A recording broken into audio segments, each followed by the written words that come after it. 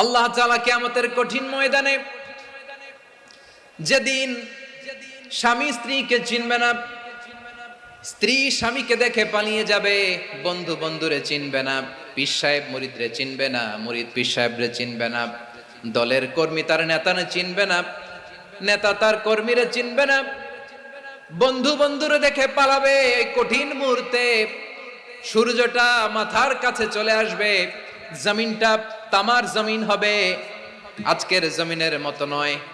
মানুষ ঘর্মাক্ত, ক্লান্ত, শ্রান্ত মাথার মগজগুলো কানের ছিদ্র আর নাকের ছিদ্র দিয়ে বেয়ে বেয়ে পড়বে। বিশ্বনবী ফরমান, ময়দানে 7 শ্রেণীর ব্যক্তিকে রব্বুল আলামিন তার আরশের নিচে ছায়া দিবেন। তার মধ্যে প্রথম শ্রেণীর ব্যক্তি হলো ইমামুন আদিল। ইমামুন আদিল, ন্যায়পরায়ণ শাসক, যে ইনসাফের সাথে বিচার করে, যে জাস্টিস সমাজে সার্ভ করে, যে সুশাসন নিশ্চিত করে, ওই ইমামুন আদিল। আদিল শব্দটা বুঝছেন না? ইন্নাল্লাহা ইয়া'মুরু বিল আদ, পাইছেন? আদ, আদিল। 7 শ্রেণীর ব্যক্তিকে আল্লাহ তাআলা সুশীতল আরশের নিচে ছায়া দিবেন, যেদিন তার দেয়া ছায়া ছাড়া কোনো ছায়া থাকবে না। এর প্রথম হচ্ছে ইমামুন আদিল, ন্যায়পরায়ণ শাসক। চিল্লায় বলেন সুবহানাল্লাহ। আবার বিশ্বনবী বললেন, ইন্নাল মুকসিতিনা ইনদাল্লাহি আলা মানাবিরা মিন নূর আন ইয়ামিনির রহমান। কিয়ামতের দিন যারা ন্যায়পরায়ণ হিসেবে আল্লাহর সামনে দাঁড়াবে, কিয়ামতের দিন রব্বুল আলামিন তার আরশের ডান দিকে ওই ন্যায়পরায়ণ লোকদের জন্য আরশের ডান দিকে একটা নূরের মিম্বারে তাদেরকে বসার সুযোগ করে দিবে। ওয়ালাইকুম রাহমাতুল্লাহি ওয়া বারাকাতুহু। إن الحمد لله نحمده ونستعينه ونستغفره ونؤمن به ونتوكل عليه ونعوذ بالله من شرور أنفسنا ومن سيئات أعمالنا من يهده الله فلا مضل له ومن يضلل فلا هادي له أي فلن تجد له وليا مرشدا ونشهد أن لا إله إلا الله وحده لا شريك له هو الذي لا ضد له ولا ند له لا مثل له ولا مثيل له لا وزير له ولا كفيل له لا شبه له ولا شبيه له لا ولد له ولا والد له وهو الواحد الفرد الصمد لم يلد ولم يولد ولم يكن له كفوا أحد ونشهد أن سيدنا ونبينا وحبيبنا وبشيرنا ونذيرنا وطبيبنا وطبيب قلوبنا وحبيبنا وحبيب ربنا محمدا عبد الله ورسوله أرسله بالحق بشيرا ونذيرا وداعيا إلى الله بإذنه وسراجا منيرا أما بعد فقد قال الله تعالى في كلامه المجيد وفي فرقانه الحميد أعوذ بالله من الشيطان الرجيم بسم الله الرحمن الرحيم إن الله يأمر بالعدل والإحسان وإيتاء ذي القربى وينهى عن الفحشاء والمنكر والبغي يعظكم لعلكم تذكرون إن الله وملائكته يصلون على النبي يا أيها الذين آمنوا صلوا عليه وسلموا تسليما اللهم صل على محمد وعلى آل محمد كما صليت على إبراهيم وعلى آل إبراهيم إنك حميد مجيد اللهم بارك على محمد وعلى آل محمد كما باركت على إبراهيم وعلى آل إبراهيم إنك حميد مجيد সকল প্রশংসার মালিককে সকল ক্ষমতার উৎসকে কেউ যেটা পারে না পারে কে কেউ যেটা দেখে না দেখে কে কেউ যেটা শোনে না শোনে কে সে আল্লাহ তাআলার দরবারে আমরা শুকরগুজার হচ্ছি সবাই পড়ে নিচ্ছি কালিমাতুশ শুকর আলহামদুলিল্লাহ প্রিয় চট্টলাবাসী গলা ছেড়ে দিয়ে আওয়াজ করে একসাথে সবাই পড়ুন রব্বানা লাকাল হামদ হামদান কাসীরান طيبا مباركا فيه يا ربي لك الحمد كما ينبغي لجلال وجهك وعظيم سلطانك لك الحمد بالإيمان لك الحمد بالإسلام لك الحمد بالقرآن আল্লাহ রাব্বুল ইজ্জা ওয়াল জালালের দরবারে শুকরিয়া জ্ঞাপনের পাশাপাশি আমি আজকের এই ঐতিহাসিক চট্টগ্রামের প্যারেড ময়দানে আয়োজিত 5 দিন ব্যাপী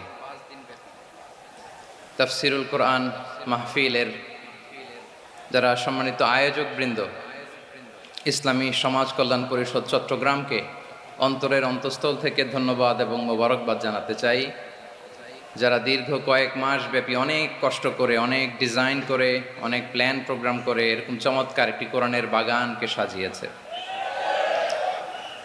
আজকের এই প্রোগ্রামের সম্মানিত সভাপতি প্রধান অতিথি বিশেষ অতিথি মঞ্চে উপবিষ্ট উলামায়ে কেরাম কমিউনিটি লিডার্স চট্টগ্রামের বিভিন্ন পর্যায়ের বিভিন্ন দলের সামাজিক ধর্মীয় রাজনৈতিক নেতৃবৃন্দ ব্যবসায়ী ভাইয়েরা চাকরিজীবী ভাইয়েরা শ্রমজীবী ভাইয়েরা ছাত্র ভাইয়েরা পর্দার আড়ালে আমার মায়েরা এবং বোনেরা সাংবাদিক বন্ধুরা মিডিয়া কর্মী ইউটিউবার্স ভলান্টিয়ার্স আপনাদের সবাইকে অন্তরের অন্তঃস্থল থেকে শুভেচ্ছা জানাই মোবারকবাদ জানাই আপনারা সবাই কেমন আছেন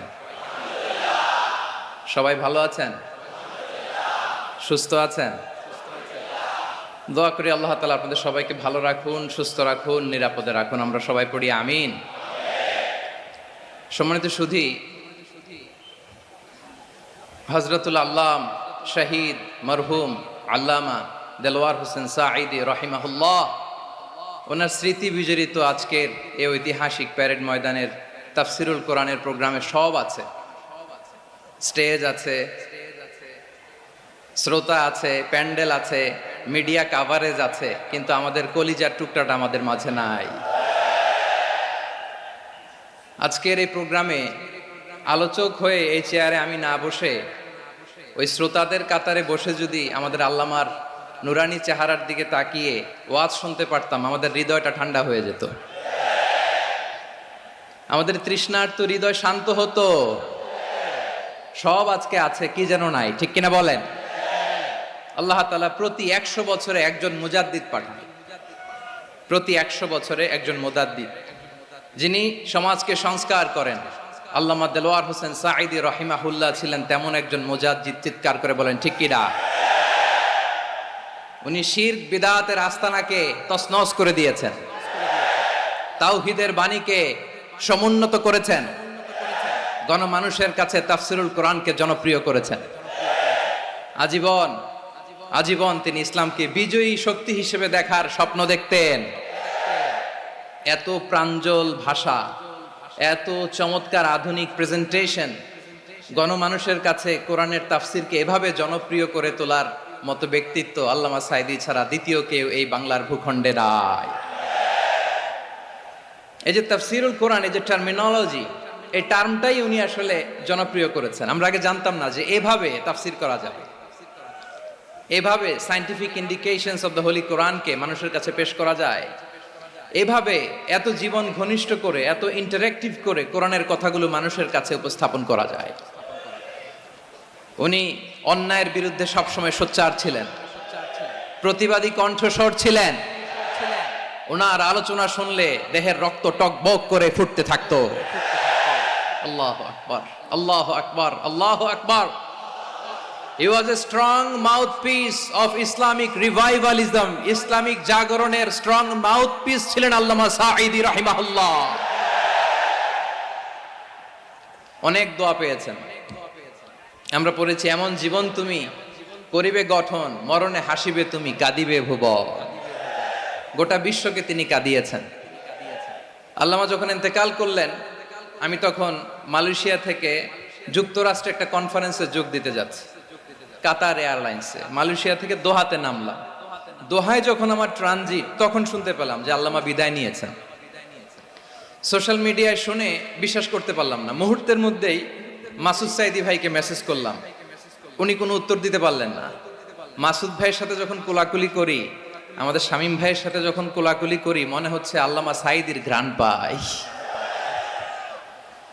শরীরটা লিটারালি কাঁপছিল, নিজেকে মানাতে পারছিলাম না, বিশ্বাস করতে পারছিলাম যে আসলে আল্লামা বিদায় নিয়েছেন।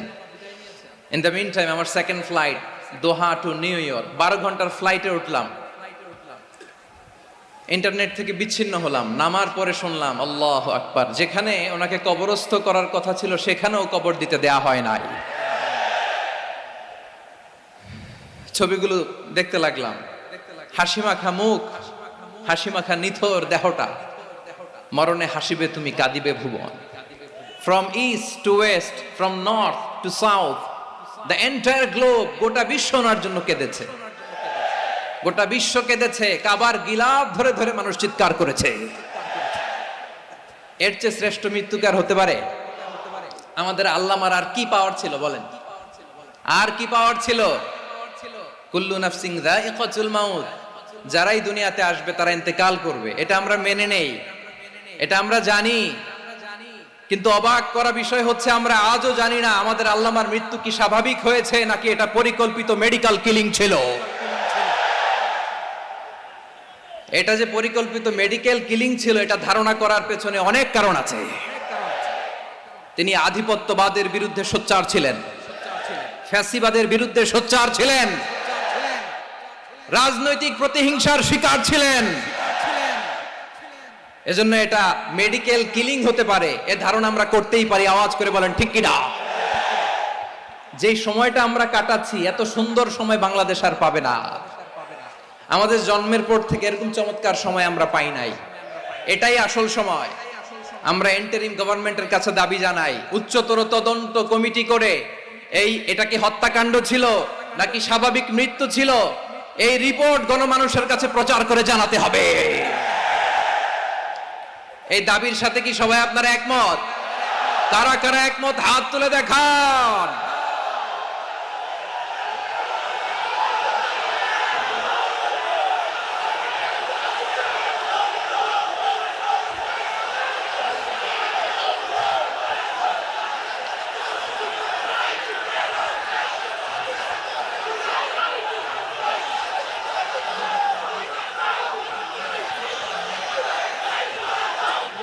আমার প্রিয় ভাইয়েরা, প্রিয় চট্টলাবাসী, আল্লাহ তাআলা তার এই মুখলেস গোলামকে তার জান্নাতুল ফেরদাউসের মেহমান হিসেবে কবুল করুক, তার জীবনের সকল খেদমাগুলোকে কবুল করুক, জান্নাতুল ফেরদাউসের আলা মাকামে তাকে মেহমান হিসেবে কবুল করুক। আল্লামা শহীদ দেলোয়ার হোসেন সাঈদ রাহিমাহুল্লাহ, উনি ছাড়াও এই ঐতিহাসিক ময়দানে কথা বলেছেন আল্লামা লুৎফুর রহমান রাহিমাহুল্লাহ। চলে গিয়েছেন আমাদেরকে ছেড়ে। তিনি বলতেন, ইনশাআল্লাহ মিজান আবার আসবে। হুজুর আমি তো আসলাম, আপনি তো আমাদেরকে ছেড়ে চলে গেলেন। আল্লাহু আকবার, আল্লাহু আকবার, আল্লাহু আকবার। গলায় কোনো সুর ছিল না, সুর দিয়ে কথা বলতেন না, কিন্তু এত চমৎকার শব্দের বুনন, এত চমৎকার প্রেজেন্টেশন, এত চমৎকার ভাবে ঐতিহাসিক বর্ণনাগুলো তিনি উপস্থাপন করতেন। মন্ত্রমুগ্ধ হয়ে আমরা আল্লামা লুৎফুর রহমানের কথা শুনেছি। আমরা হযরতুল আল্লাম লুৎফুর রহমান রাহিমাহুল্লাহর জন্য এই বিশাল ময়দান থেকে দোয়া করছি, আল্লাহ তাআলা তুমি তোমার এই খাদেমকে জান্নাতের মেহমান হিসেবে কবুল করে নাও। আরো অনেক আল্লামারা এখানে কথা বলেছেন, বিশেষ করে বাইতুল শরফের মরহুম পীর সাহেব হুজুর থেকে শুরু করে আরো যারা যারা তারকাতুল্য ওলামায়ে কেরাম এই চট্টগ্রামের ময়দানে কথা বলেছেন, আলো ছড়িয়েছেন। আমরা এই লক্ষ লক্ষ তাওহীদি জনতাকে নিয়ে তাদের জন্য দোয়া করছি, আল্লাহ তাআলা ওনাদের জীবনের সকল ভুল ত্রুটি ক্ষমা করে দিয়ে তাদেরকে জান্নাতুল ফেরদাউসের মেহমান বানিয়ে নিক। আমরা এই ঐতিহাসিক প্যারেড ময়দানের প্রোগ্রাম থেকে স্মরণ করতে চাই 24-এর ছাত্র নাগরিক অভ্যুত্থানে আমার যে সমস্ত ছাত্র নাগরিক ভাইয়েরা দেহের তাজা রক্ত বিলি দিয়ে নতুন বাংলাদেশ আমাদেরকে উপহার দিয়েছে। বিশেষ করে আপনাদের এই চট্টগ্রামের শহীদ ফাইসাল, শহীদ ওয়াসিম সহ সকল শহীদকে আল্লাহ তাআলা কবুল করুক। আমরা সবাই পড়ি আমিন। প্রিয় ভাইয়েরা, আমি নগণ্য একজন কোরআনের ছাত্র, এত বিশাল মঞ্চে এত বড় প্ল্যাটফর্মে কথা বলা আমার জন্য সাজে না। তারপরও আমাদের মুরব্বীরা আমাদের ডানে বায়ে বসে আছেন, ওনাদের আদেশ ক্রমে, ওনাদের অনুমতি ক্রমে কিছু কথা আজকের এই ঐতিহাসিক প্রোগ্রামে আপনাদের সামনে উপস্থাপন করার চেষ্টা করব। ওমা তৌফিকি ইল্লা বিল্লাহ। প্রিয় ভাইয়েরা, 5 দিন ব্যাপী এই তাফসিরুল কোরআনের প্রোগ্রামে অনেক ওলামা হযরত কথা বলেছেন। যারা কোরআন সুন্নাহ থেকে আমাদেরকে কোরআনের কথাগুলো শোনালেন, আমরা যেন সেগুলো আমল করতে পারি, আল্লাহ আমাদেরকে তৌফিক দান করুক। শুরুতে আমাদের নিয়তটাকে খালেস করে নেওয়া দরকার। এই যে গ্যাদারিং, এই যে হিউজ শোডাউন, এগুলো যদি আমাদের নিজেদেরকে পরিবর্তন না করে তাহলে এতে কোনো লাভ নাই। জোরে বলেন ঠিক কিনা? এই প্রোগ্রাম যদি আমাদের জীবনকে পরিবর্তন করে, আমাদের চিন্তার ডিএনএ কে চেঞ্জ করে দেয়, তাহলেই চট্টগ্রামের প্যারেড ময়দান সার্থক। আসুন আমরা চিন্তাকে খালেস করে নেই। আমরা সবাই নিয়ত করি যে যতটুকু কথা আমরা কোরআনের আলোকে শুনবো, আমলের নিয়তে শুনবো ইনশাআল্লাহ। বলেন সবাই। আপনারা সবাই ঠিকঠাক আছেন তো? কখন আসছেন আপনারা? সবাই আসছেন কখন? সকালে, কেউ দুপুরে, 9টায়। আল্লাহ আল্লাহ আল্লাহ। দুপুরের খাবার খাওয়ার সুযোগ হয়েছিল? খান নাই? রোজা রাখছেন? আহা, আমি কি দিয়ে বিদায় দেব আমার এই ভাইগুলোরে? আল্লাহ তুমি আমার ভাইগুলোরে কবুল করো। এই ইসলামের পক্ষের এই গণজোয়ারকে আগামীর বাংলাদেশের ইসলামের জন্য তুমি কবুল করো। যেই ভালোবাসা ইসলামের জন্য হয়, যেই গণজোয়ার কোরআনের জন্য হয়, পৃথিবীর কোনো শক্তি দিয়ে সেটাকে আটকানো যায় না। জোরে বলেন ঠিক কিনা? এজন্য গ্রাজুয়ালি, সিস্টেম্যাটিক্যালি, মেথোডোলজিক্যালি আমাদেরকে আগাতে হবে, শুধু আবেগ দিয়ে নয়। বিবেকেরও দরকার আছে না নাই? প্রিয় ভাইয়েরা, আসুন, আমাদের কথা অনেক বেশি, সময় অনেক কম। আমরা আর কাল বিলম্ব না করে মহাবিশ্বয় মহাগ্রন্থ আল কোরআন আল কারীম থেকে কিছু কথা শুনি। আমি যে টপিকটা নিয়ে আজকের ঐতিহাসিক চট্টগ্রামের প্যারেড ময়দানের তাফসিরুল কোরআন প্রোগ্রামে আলোচনা করব, সেটা হচ্ছে সূরাতু আন-নাহলের 90 নম্বর আয়াত নিয়ে কিছু কথা আমরা উপস্থাপন করবার চেষ্টা করব ইনশাআল্লাহ। আমার খুতবার শুরুতেই আপনারা মোটামুটি আন্দাজ করে ফেলেছেন যে আমি কি নিয়ে আলোচনা করব, কারণ যে আয়াতটি আমি তেলাওয়াত করেছি এই আয়াতটি প্রায়শই এই ভূখণ্ডে, এই বাংলাদেশে জুমার দিনে খতিব সাহেবরা দ্বিতীয় খুতবার শেষের দিকে পড়ে না? কি কমন পড়ছে? ইন্নাল্লাহা ইয়া'মুরু বিল আদলি ওয়াল ইহসান ওয়া ইতা'i যিল কুরবা ওয়া ইয়ানহা আনিল ফাহশাই ওয়াল মুনকারি ওয়াল বাগি ইয়া'iদুকুম লাআল্লাকুম তাযাক্কারুন। মুখস্থ আছে না সবার? আসুন আমরা এই আয়াতের সরল অর্থ, এর মর্মবাণী, এর সংক্ষিপ্ত তাফসীর সবাই মিলে আজকের এই প্রোগ্রাম থেকে উদ্ধার করার চেষ্টা করি। আপনারা মনোযোগী আছেন তো? ইনশাআল্লাহ। এই আয়াতটা অনেক কম্প্রিহেন্সিভ একটা আয়াত। সাইয়েদনা আব্দুল্লাহ ইবনে মাসউদ রাদিয়াল্লাহু তাআলা আনহু উনি বলেছেন, ইন্নাহা মিন আজমাই আয়াতিল কুরআন, এটা কোরআনের সবচেয়ে জামে মানে আয়াত। যদিও ছোট্ট আয়াত, অল্প কিছু কথামালা, কিন্তু তিনি বলতেন এটা কোরআনের সবচাইতে জামে মানে সবচেয়ে কম্প্রিহেন্সিভ একটা আয়াত, যেখানে কথা কম, শব্দ কম, কিন্তু এটার দোতনা, এটার আবেদন, এটার মিনিং অনেক বেশি। সুবহানাল্লাহ। এই আয়াতে আল্লাহ তাআলা বেসিক্যালি আমাদেরকে তিনটা বিষয়ে আদেশ করেছেন আর তিনটা বিষয়ে বারণ করেছেন, মানে নিষেধ করেছেন। আওয়াজ করে বলুন, আদেশ করেছেন কয়টা? প্রিয় চট্টলার ভাইয়েরা, আমার মতো এই যে তিন আঙ্গুল উঁচু করে বলেন, আদেশ করেছেন কয়টা? আবার নিষেধও কয়টা? মানবো তো আমরা ইনশাআল্লাহ? বলেন সবাই। 3 do's and 3 don'ts, do's and don'ts, তিনটা আদেশ, তিনটা নিষেধ। এই তিনটা আদেশ আর তিনটা নিষেধের ভেতরে আল্লাহ তাআলা গোটা ইসলামী শরিয়ার মূল নির্যাসকে ঢুকিয়ে দিয়েছেন। সুবহানাল্লাহ।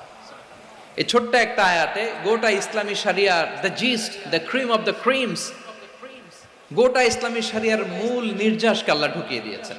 তিনটা আদেশ আর তিনটা নিষেধ। আসুন আমরা সরাসরি কোরআন থেকে শুনি, সবাই পড়ুন। আউযু বিল্লাহি মিনাশ শাইতানির রাজীম। বিসমিল্লাহির রহমানির রহিম। ইন্নাল্লাহা ইয়া'মুরু বিল আদলি ওয়াল ইহসানি ওয়া ইতাই যিল কুরবা ওয়া ইয়ানহা আনিল ফাহশাই ওয়াল মুনকারি ওয়াল বাগি ইয়া'iযুকুম লা'আল্লাকুম তাযাক্কারুন।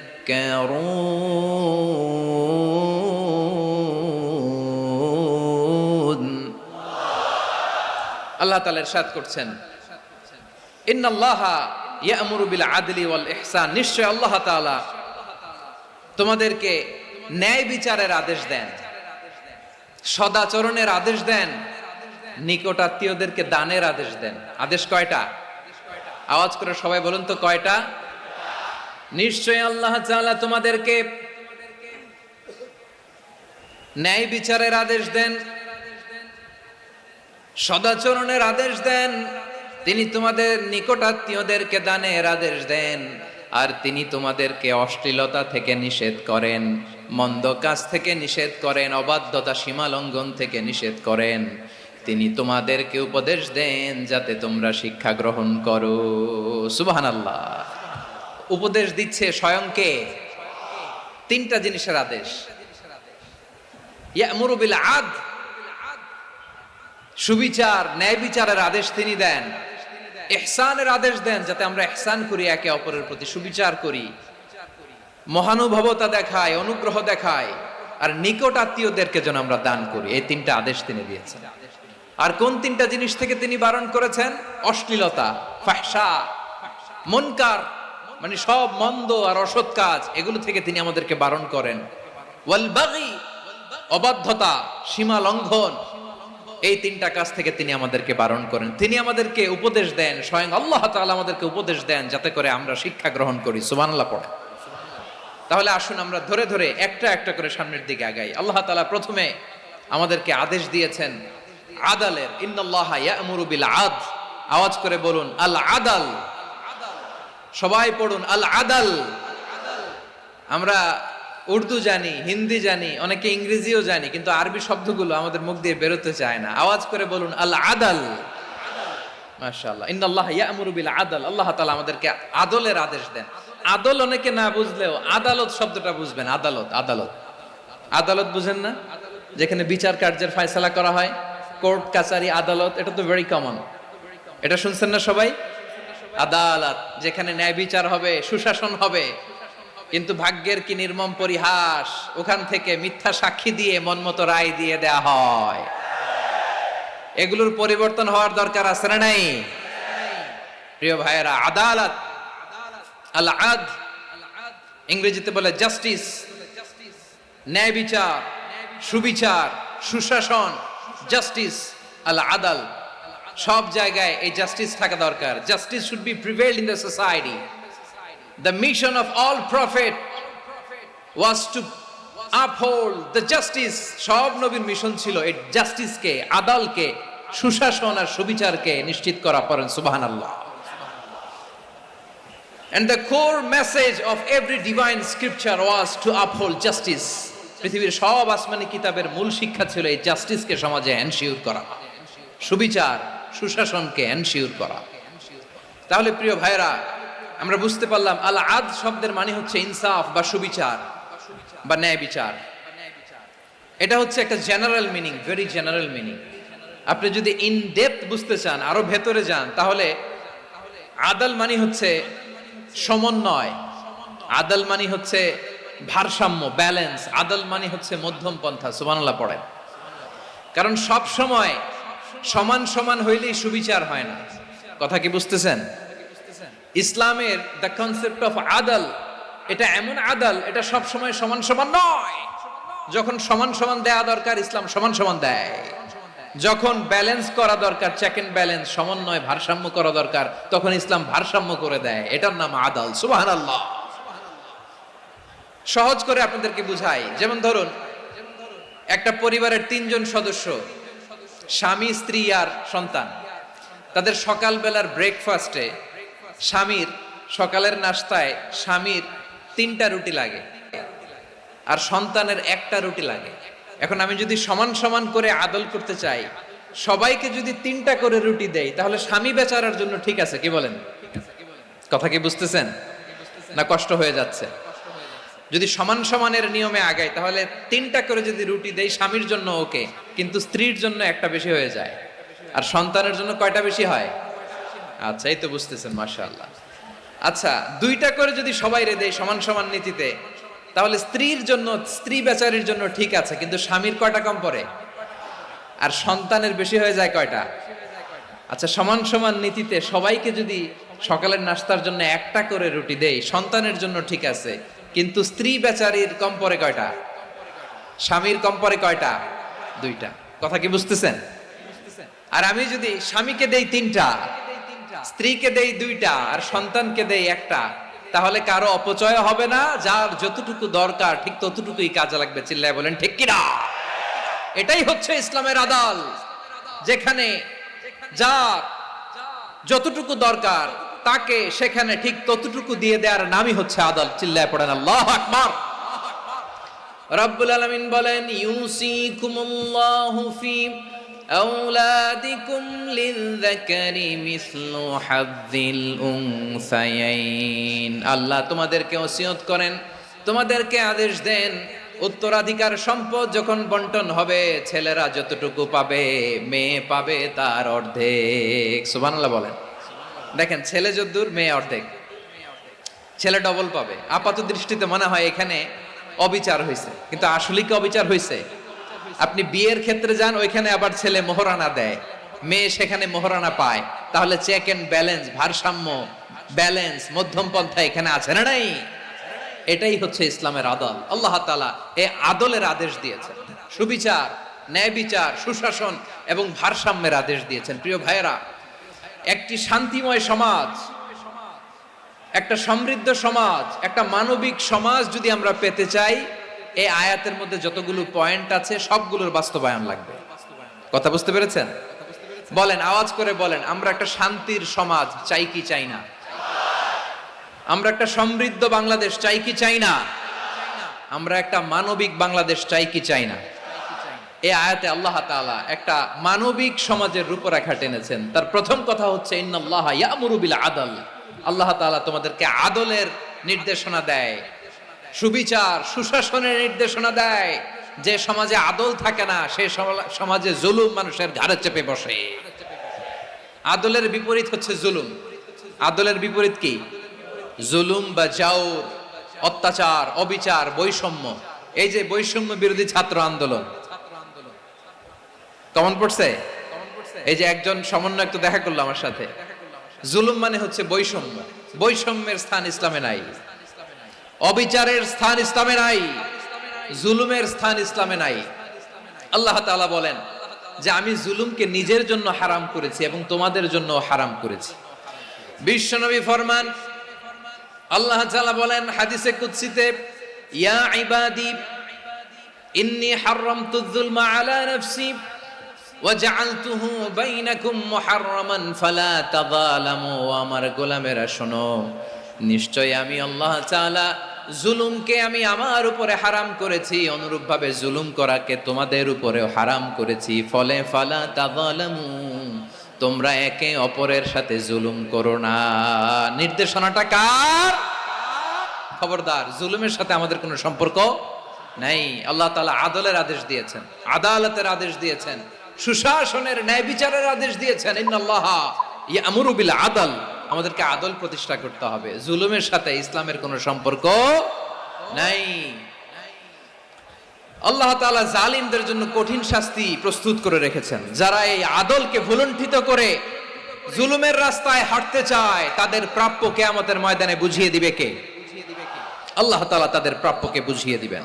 এজন্য বিশ্বনবী বলে, খবরদার, তোমরা ইনসাফ করবে, আদল করবে, জুলুম করবে না। আয-যুলমু যুলুমাতুন ইয়াউমাল কিয়ামা, জুলুম কিয়ামতের দিন অন্ধকার হয়ে জালিমের ঘাড়ে চেপে বসবে।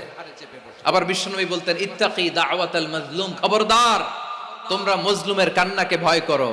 ফাইন্নাহু লাইসা বাইনাহু ওয়া বাইনাল্লাহি হিজাব, কেননা মজলুমের কান্নার মাঝে আর আল্লাহর আরশের মাঝে কোনো পর্দা থাকে না। বিশ্বাস হয়? এই কথা বিশ্বাস হয়? এর জলজ্যান্ত প্রমাণ তো আমরা নিজেরাই দেখলাম। হ্যাঁ, মজলুমের কান্না ফুলে ফেপে মহিরুহ হয়ে, পাহাড়ের মতো হয়ে, বিস্ফোরিত হয়ে জালিমের মসনদকে ছারখাড় করে দিয়েছে। এর প্রমাণ তো আমরা নিজেরাই তো দেখলাম। জালিমের পরিণতি কি হয় আমরা জীবদ্দশাই তো দেখলাম। এমনও কোনো জুলুম নাই যে হয় নাই, ঠিক কিনা বলেন?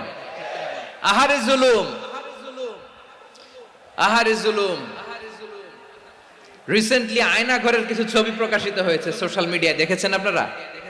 হ্যাঁ, ছোট্ট একটা জায়গা, স্বাধীন মানুষকে প্রাণীর মতো, পাখির মতো খাঁচায় বন্দি করে রেখেছে। কখন দিন কখন রাত কিচ্ছু জানে না, কখন দিন কখন রাত কিছু জানে না। বছরের পর বছর কেটে গিয়েছে। এক্সট্রা জুডিশিয়াল কিলিং এর কোনো হিসাব নাই। বিচার বহির্ভূত হত্যা, এনফোর্স ডিসঅ্যাপিয়ারেন্স, গুম, যেটা সবচাইতে বড় মানবতা বিরোধী অপরাধ। কত মানুষ যে গুম হয়েছে তার কোনো ইয়ত্তা নাই। যেই ফ্যামিলির সদস্য গুম হয়েছে, তারা কি ওই লোকটার জন্য মাগফিরাতের দোয়া করবে নাকি সুস্বাস্থ্যের দোয়া করবে তারা নিজেরাও জানতো না, কারণ জানে না ও বেঁচে আছে না মরে গেছে। আহা, বিডিআর নওজোয়ানদের যারা ছাড়া পেল দেখলাম, বিনা অপরাধে, কোনো অন্যায় ছাড়া, অপরাধ ছাড়া তাদের জীবন থেকে, তাদের তারুণ্যের, তাদের যৌবনের 15 বছর, 16 বছর, 17 বছর নাই, 6 মাস বয়সের ছোট বাচ্চাকে রেখে জেলে গেছে। 6 মাসের মেয়ে বেরোয় দেখে মেয়ের বয়স 17 বছর। মেয়ে বাবারে চিনে না, বাবা মেয়েরে চিনে না। মেয়েকে এখন বিয়ে দিয়ে আরেক ছেলের হাতে তুলে দিবে। মেয়ের শৈশব বাবা দেখে নাই, মেয়ের কৈশোর বাবা দেখে নাই, মেয়ের তারুণ্য দেখে নাই। আরেক যুবককে দেখলাম 14 বছরের 14 দিনের সংসার, 2 সপ্তাহের সংসার শেষে জেলে গেছে। কত যুবকের যে স্ত্রী চলে গিয়েছে ফ্যামিলি ছেড়ে, কারণ জানে না তো কবে আসবে, কি হবে, কেউ জানতো না।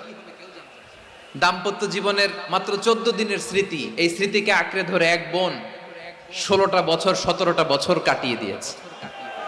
আমি নিউজটা দেখে ভাবলাম, আমার এই বোনের প্রতিটি দিন কিভাবে কেটেছে, প্রতিটি রাত কিভাবে কেটেছে, প্রতিটি ক্ষণ কিভাবে কেটেছে। বিশ্বনবী বলেছেন, ইত্তাকি দাওয়াতাল মাজলুম ফাইন্না লাইসা বাইনাহু ওয়া বাইনাল্লাহি হিজাব। মাজলুমের কান্নাকে ভয় করো, কারণ মাজলুমের কান্না আর আল্লাহর মাঝে কোনো পর্দা থাকে না। আমরা আর এরকম কোন জুলুম বাংলাদেশে দেখতে চাই না, জোরে বলেন ঠিক কিনা? আর কেউ নতুন করে জালিম হোক আপনারা চান? আবার নতুন করে কেউ ফ্যাসিস্ট হোক আপনারা চান? এক দল আরেক দলকে নিশ্চিহ্ন করার রাজনীতিতে মেতে উঠুক, এটা আপনারা চান? আমরা বাংলাদেশকে আদল দিয়ে সাজাতে চাই। আমরা এই 56,000 বর্গ মাইলের প্রতিটা ইঞ্চি মাটিকে কোরআনের আইন দিয়ে সাজাতে চাই। রাজি আছেন আপনারা? কারা কারা রাজি দেখান হাত তুলে আল্লাহকে।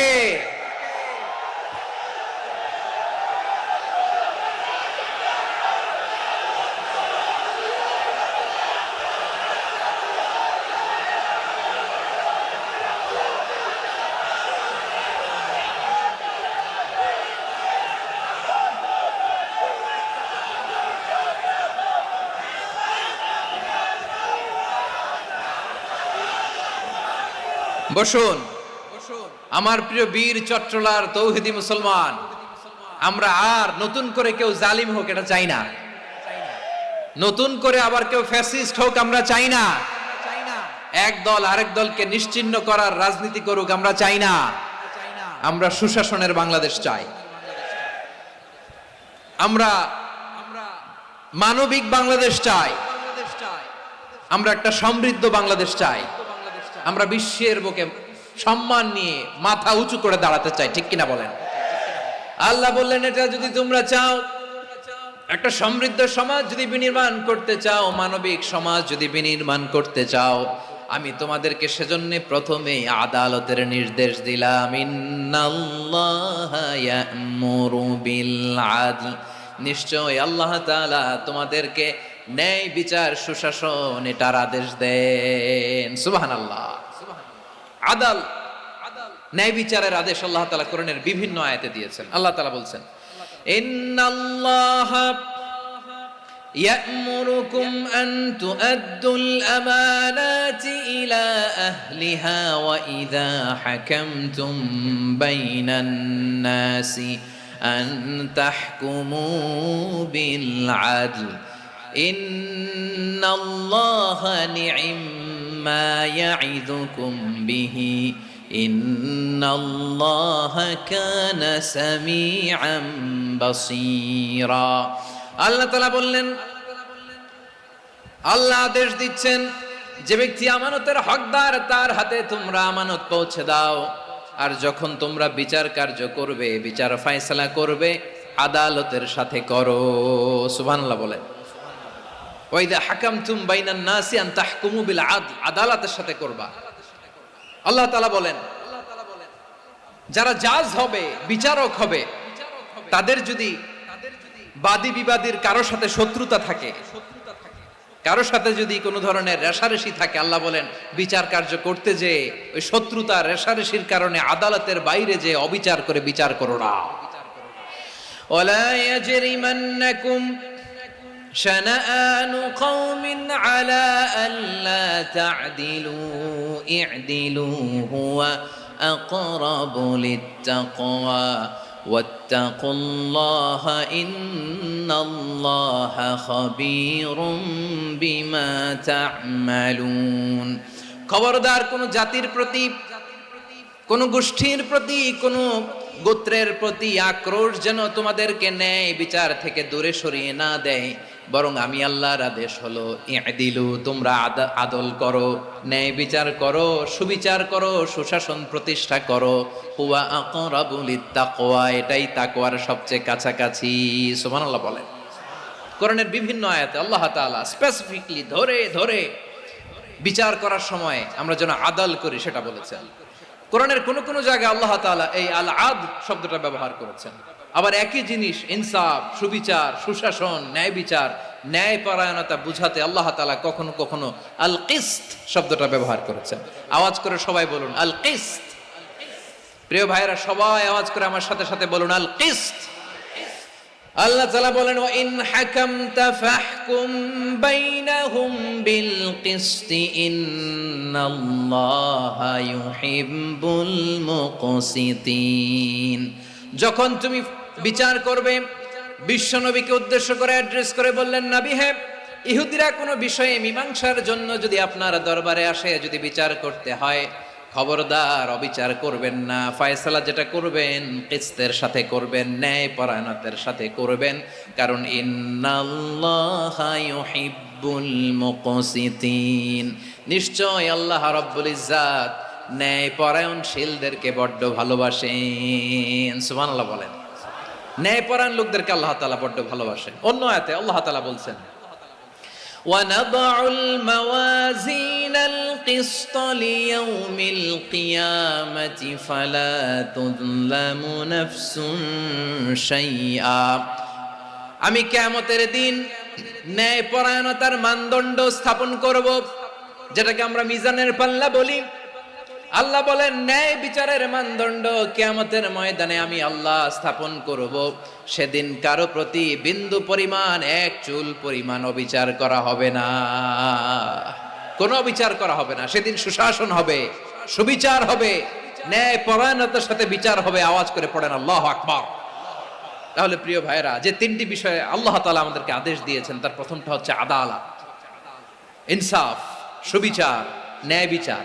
এটা আমরা চাই কি চাই না? বিশ্বনবী ন্যায় বিচার, ন্যায় পরায়ণতা, সুশাসন প্রতিষ্ঠিত করেন কি করেন নাই? আপনারা বিশ্বনবীর সিরাত যারা পড়েছেন, আপনি দেখবেন বিশ্বনবীর সিরাতের পরতে পরতে, বাঁকে বাঁকে, সিরাতের বাঁকে বাঁকে এই আদালতের নমুনা মেলে। সুবহানাল্লাহ বলেন। ছোট্ট একটা নমুনা রাসূল সাল্লাল্লাহু আলাইহি ওয়াসাল্লামের আসিরা আল আতরা থেকে ছোট্ট একটা নমুনা আপনাদের খেদমতে এখানে উপস্থাপন করি। বিশ্বনবী সাল্লাল্লাহু আলাইহি ওয়াসাল্লাম মক্কা বিজয় করলেন ৮ম হিজরিতে। মক্কা বিজয় শেষে তিনি কয়েক সপ্তাহ মক্কাতে অবস্থান করলেন। ইন দ্য মিন টাইম মক্কার একটা ভেরি প্রেস্টিজিয়াস এন্ড ডিগনিফাইড ফ্যামিলির নারী চুরিতে ধরা পড়ল। কিসে ধরা পড়ল? সবাই বলেন কিসে? আমাদের সমাজে আসেনি এটা? আছে? ছোট না বড়? হ্যাঁ, হিসাব করে শেষ করা যায় না। ৩.৫ লাখ কোটি টাকা নাই উন্নয়ন প্রকল্পের নামে। উন্নয়ন প্রকল্পের নামে ৩.৫ লাখ কোটি টাকা নাই। ৩.৫ লাখ কোটি টাকা লিখতে পারবেন আপনি? একটানা লিখতে পারবেন? বুঝতেছেন কত বড় সংখ্যা? হ্যাঁ, বনু মাখজুমিয়া গোত্রের এক নারী মক্কায় চুরিতে ধরা পড়ল। বলেন তো চুরি করলে বিধান কি? কি কাটতে হবে? চুরির বিধান হলো হাত কেটে দাও। দাও সেটা গোপনে নয়, প্রকাশ্যে জনসম্মুখে হাত কেটে দাও। বনু মাখজুমিয়া গোত্রের নারী যখন চুরিতে ধরা পড়লো, সাহাবারা চিন্তায় পড়ে গেলেন। সবেমাত্র মক্কার লোকেরা কালিমা পড়ে মুসলমান হয়েছে, ইসলামের আইন কানুন তেমন জানে না, ইসলামী শরিয়ার সাথে বেশি পরিচিত নয়। এখন যদি বিশ্বনবী চুরির যেই বিধান এটা যদি কায়েম করে হাত যদি কেটে দেয়, না জানি মক্কার লোকেরা আবার বিগড়ে যায়, না জানি মক্কার লোকেরা আবার মুরতাদ হয়ে যায়, না জানি মক্কার লোকেরা ইসলাম থেকে দূরে সরে যায়। চলো চলো, সাহাবীরা মিলে পরামর্শ করলেন, চলো বিশ্বনবীর কাছে যে বলি, ও নবী, শুধু কেবলমাত্র একমাত্র এই নারীর জন্য চুরির হাত কাটার বিধানটা আপনি একটু থামিয়ে দেন। চুরির হাত কাটার যে বিধান এখানে একটু রহিত করে দেন, বাকিগুলা কইরেন মদিনাতে যে চলবে, কিন্তু মক্কায় এবারের জন্য মাফ করে দেন। কিন্তু কে বলবে? এই যে পরামর্শ, সাজেশন, এটা কে দিবে বিশ্বনবীর কাছে? সাহাবারা চিন্তায় পড়ে গেলেন। আল্লাহর নবীর সামনে দাঁড়িয়ে আল্লাহর দেয়া হুদুদ, আল্লাহর দেয়া বিধান থামিয়ে দেওয়া, মাফ করে দেওয়া, এই কথা বিশ্বনবীর সামনে বলার সাহস তো কেউ রাখে না। কেউ কেউ বলল, বিশ্বনবীর পালক পুত্র যায়েদ বিন হারেসার সন্তান উসামারে বিশ্বনবী নাতির মতো আদর করে, বড্ড বেশি ভালোবাসে উসামারে। এজন্য সাহাবারা উসামাকে বলতো হিব্বু রাসূলিল্লাহ, বিশ্বনবীর ভালোবাসা। কি বলতো? সাহাবীরা বললেন, বিশ্বনবীর ভালোবাসা হিব্বু রাসূলিল্লাহ, উসামারে পাঠাও। উসামারে বিশ্বনবী নাতির মতো স্নেহ করে, মায়া করে, ভালোবাসে। আমরা পারবো না, উসামা পারবে। সবাই মিলে ফুলিয়ে ফুসিয়ে ওসামাকে, ছোট্ট ওসামাকে রাজি করালো। ওসামা, এমন এমন কথা যে তুমি বিশ্বনবীর কাছে বলতে হবে, পারবা নাকি? ওসামা বলে, পারবো।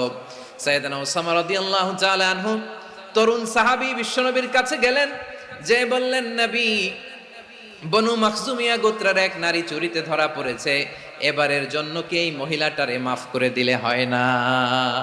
এবারের জন্য একটু ক্ষমা করা যায় না নবী? বিশ্বনবী বলেন, আতাশফাউ ফি হাদ্দিম মিন হুদুদিল্লাহ, তোমার এত বড় সাহস উসামা, তুমি আল্লাহর হাত, আল্লাহর দেয়া বিধান এটার ব্যাপারে সুপারিশ করতে এসেছো?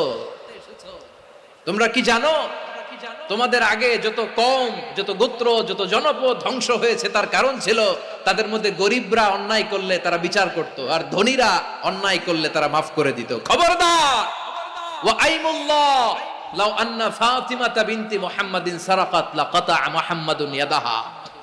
বিশ্বনবী বললেন, ওরে ওসামা, বানু মাখজুমিয়ার ওই প্রেস্টিজিয়াস এন্ড ডিগনিফাইড ফ্যামিলির মেয়ে তো দূর কি বাত, অনেক দূরের কথা।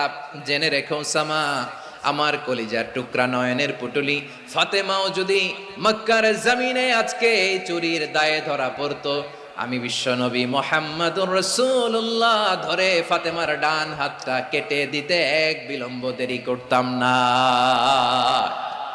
ইন্নাল্লাহা ইয়া'মুরু বিল আদল, আমাদেরকে জাস্টিস শিখায় পশ্চিমারা, আমাদেরকে ইনসাফ শিখায়, আমাদেরকে সুশাসন শিখায়। আর ইনসাফ, সুশাসন, ন্যায় বিচার, সুবিচার, জাস্টিস কারে বলে বিশ্বনবীর বায়োগ্রাফি থেকে জেনে নাও। এই ছিল বিশ্বনবী ইসলামের আদালতের নমুনা।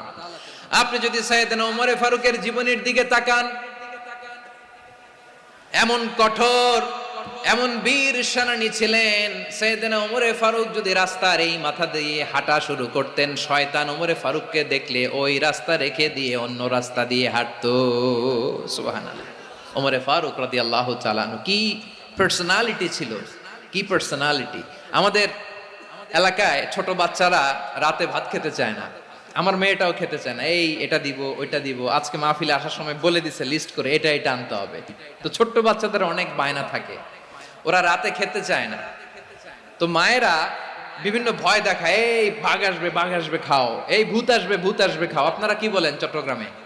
কি আসবে? হ্যাঁ, ভূত, ভূত, ভূত আসবে, বাঘ আসবে, খাও খাও খাও, তাড়াতাড়ি খাও। তো বাচ্চারা এগুলো শুনে ভয়ে খেতে শুরু করে। মদিনার জমিনেও একই ঘটনা করতো। মদিনার ছোট্ট ছোট্ট সোনামণিরা খেতে চাইতো না, তো মায়েরা বলতো, হা হুয়া ইয়াতি উমর, হা হুয়া ইয়াতি উমর, ওই যে ওমর আসতেছে, উমর। ওমরে ফারুকের কথা শুনলে বাচ্চারা একেবারে ঠান্ডা। সুবহানাল্লাহ পড়বেন না? প্রভু তুমি বলেছ রাসূল দেবে না, বলনি দেবে না ওমর, বলনি দেবে না হামজা তারিক, খালিদ বিজয় সমর। প্রভু তুমি বলেছ রাসূল দেবে না, বলনি দেবে না ওমর, বলনি দেবে না হামজা তারিক, খালিদ বিজয় সমর। প্রভু তুমি বলেছ রাসূল দেবে না। আল্লাহু আকবার। ওমর ফারুক রাদিয়াল্লাহু তাআলা আনহু, ওনার কথা শুনলে গায়ের মধ্যে গুজবাম হয়, গায়ের পশমগুলো দাঁড়িয়ে যায়। সুবহানাল্লাহ বলেন। কি পার্সোনালিটি ছিল, কি ব্যক্তিত্ব ছিল। মুনাফিকরা ওমর ফারুককে জমের মতো ভয় পেতেন। শয়তান, খুদ শয়তান এই রাস্তা দিয়ে আসলে শয়তান অন্য রাস্তা দিয়ে হাঁটতো। ওমর ফারুক রাদিয়াল্লাহু তাআলা আনহুর জীবনে যদি দেখেন, তাহলে সেখানে আপনি আদালতের, ইনসাফের, সুশাসনের, জাস্টিসের নমুনা দেখতে পাবেন। কয়টা শুনবেন? সাইয়েদনা ওমর ফারুকের রাদিয়াল্লাহু তাআলা আনহুর সন্তান আব্দুর রহমান মিশরে মদ খেয়ে মদ্যপ অবস্থায় ধরা পড়েছে। মদ খাওয়ার কারণে, মদ যদি কেউ পান করে আর যদি প্রমাণিত হয়, তার বিচার হলো 80 বেত। আওয়াজ করে বলেন কয় বেত? বাংলাদেশেও তো এই আইন আছে নাকি? বাংলাদেশে আছে? হ্যাঁ, মদ খাইলে 80 বেত, এই আইন বাংলাদেশে চালু হোক। আমরা চাই কি চাই না? চাই সবাই। এজন্যই তো ইসলাম ভাল লাগে না। ইসলামকে ভাল লাগে না। ইসলামকে আউট করে রাখতে পারলেই তো এরকম বড় বড় বোতল খাওয়া যায়। একেবারে সহজ, পানির মতো সহজ হিসাব, একেবারে সহজ। ওমর ফারুক রাদিয়াল্লাহু তাআলা আনহুর ছেলে ভুল করে মদ পান করে ফেলেছিলেন। আব্দুর রহমান, ঘটনা ঘটেছে মিশরে। মিশরের গভর্নর তখন আমর ইবনুল আস রাদিয়াল্লাহু তাআলা আনহু। আব্দুর রহমানের ভাই যে গভর্নরকে বলল, গভর্নর যদি একটু দয়া করেন, খলিফার ছেলে আমার ভাই আব্দুর রহমান মদ্যপ অবস্থায় ধরা পড়েছে, জনসম্মুখে যদি আপনি বেত্রাঘাত করেন আমাদের প্রেস্টিজ থাকে না, যদি আশিবেত আপনি মারেন, আমার কোনো কথা নাই, কিন্তু ঘরের ভেতরে মারেন। আব্দুর রহমানের ভাইয়ের সুপারিশ শুনে সাইয়েদনা আমর ইবনুল আস রাদিয়াল্লাহু তাআলা আনহু রাজি হয়ে গেলেন। ঘরের ভেতরে লোকচক্ষুর আড়ালে আশিবেত তিনি মানলেন। কিন্তু ঘটনাক্রমে এই কথা লুকিয়ে লুকিয়ে ঘরের ভেতরে আশিবেত মারার কথা সাইয়েদনা ওমর ফারুক মদিনা থেকে জানতে পারলেন। মদিনা থেকে তিনি ফরমান জারি করলেন, এই বিচার যেমনটি আমর ইবনুল আস আদায় করেছে, এটা প্রকৃতপক্ষে আদায় হয় নাই। আসো সবাই মদিনায় আসো, আমর ইবনুল আস মদিনায় আসো, আব্দুর রহমানও আসো, সবাই আসো, জনসম্মুখে এই বিচার কার্যকর করতে হবে। সাইয়েদনা ওমর ফারুক মসজিদে নববীর পিলারের মধ্যে নিজের ছেলেকে বাঁধলেন, আবার জনসম্মুখে ৮০টা বেত তার গায়ের মধ্যে মারলেন। মাজমুয়ে ফাতাওয়া ইবনে তাইমিয়া রাহিমাহুল্লাহ উনি এটা নকল করেছেন। এটা সবচেয়ে বিশুদ্ধ মত, আরো অনেক মত আছে। মারা গেছে কবরের উপর, ওগুলো বাদই দিলাম। কেমন খলিফা ছিলেন, কেমন খলিফা! পশ্চিমারা তোমরা জাস্টিস আমাদেরকে শেখাও, ইনসাফ কারে বলে সুশাসন আমাদেরকে তোমরা শেখাও। ওমর ফারুক রাদিয়াল্লাহু তাআলা ওই বিচারকে তিনি ধর্তব্য মনে করেন নাই। মদিনাতে এনে আবার জনসম্মুখে আবার ৮০ বেত মেরেছেন। মিশরে ওমর ফারুক রাদিয়াল্লাহু তাআলা আনহু আমর ইবনুল আসকে গভর্নর করে পাঠালেন। সেখানে আমর ইবনুল আসের ছেলে একটা প্রতিযোগিতায় রানার আপ হয়েছে। এক মিশরি সেখানে চ্যাম্পিয়ন হয়েছে। রানার আপ বুঝতে পেরেছেন তো? রানার আপ সেকেন্ড হয়েছে, এক মিশরি হয়েছে চ্যাম্পিয়ন প্রথম। কিন্তু গভর্নরের ছেলে ও জিততে পারে নাই, ও রাগে ওই মিশরির গায়ের মধ্যে কয়েকটা লাঠি দিয়ে বাড়ি মেরেছে। মিশরি যে মদিনাতে ওমর ফারুকের কাছে বিচার দিলেন, আপনার গভর্নরের ছেলে অন্যায়ভাবে আমার গায়ে হাত তুলেছে। সাইয়েদনা ওমর ফারুক আবার ফরমান জারি করলেন, আসো মদিনাতে আসো। মিশরীকে ডাকলেন। ওই মিশরের গভর্নর আমর ইবনুল আস রাদিয়াল্লাহু তাআলা আনহুকে ডাকলেন, তার ছেলেকেও ডাকলেন, সবাই বসে রইল। আমর ইবনুল আস রাদিয়াল্লাহু তাআলা আনহু মাথা নিচু করে বসে আছেন, লজ্জায় কাচুমাচু। হায় হায়, আজকে আমার ছেলের কারণে আমিরুল মুমিনিন খলিফাতুল মুসলিমিন ওমর ফারুকের কাছে আমি জনসম্মুখে লজ্জিত হচ্ছি। সাইয়েদনা ওমর ফারুক বললেন, এই নাও লাঠি, গভর্নরের ছেলে তোমার মাথার মধ্যে যতগুলো বাড়ি মেরেছে, আজকে জনসম্মুখে তুমি অতগুলা বাড়ি মারো। মিশরি বলে, থাক, আপনি যে ডেকে আনছেন সবার সামনে এটা বলছেন, এতেই আমি খুশি। আল্লাহু আকবার! আপনার মহানুভবতা দেখে আমি খুশি, আর অপমানের দরকার নাই। ওমর ফারুক বলে, না, খবরদার, এই কথা মিশরি তুমি বলো না, মারো, যতগুলা বাড়ি মেরেছে মারো। বাধ্য হয়ে মিশরি আমর ইবনুল আসের সামনে ওনার কলিজার টুকরা সন্তানের মাথার মধ্যে বাড়ি মারতে আরম্ভ করলেন। ঠিক যতগুলা বাড়ি গভর্নরের ছেলে আমর ইবনুল আসের ছেলে মিশরির গায়ে মেরেছিল, মাথায় মেরেছিল, মিশরি গুনে গুনে ততটা মারলেন। এই দৃশ্য দেখে ওমর ফারুক রেগে মেগে আগুন, রাগের চোটে রাগ সামলাতে না পেরে, আর নিজেকে সামলাতে না পেরে মিশরিরে বললেন, ছেলেরে মারা শেষ হয়ে গেলে এবার বাবার টাক মাথার মধ্যে কয়েকটা বাড়ি মার। রাগের চোটে, আউট অফ অ্যাঙ্গার, রাগের চোটে, যে আমার পাঠানো গভর্নর আমর ইবনুল আস তার ছেলেকে কেন আদব তারবিয়া কেন শিক্ষা দিতে পারে না। ছেলেরে মারা হইলে এবার আমর ইবনুল আসের মাথার মধ্যে দুইটা মারো। এটা রাগে বলেছেন, এটা শাস্তি হিসেবে না। সুবহানাল্লাহ পড়ে। তোমরা আমাদেরকে সুশাসন শিখাও, আমাদেরকে সুশাসন শিখাও। বিশ্বনবী বলেন, আদল এটা যেন তেন বিষয় না, এটা দিয়েই মানবিক সমাজ গড়তে হবে।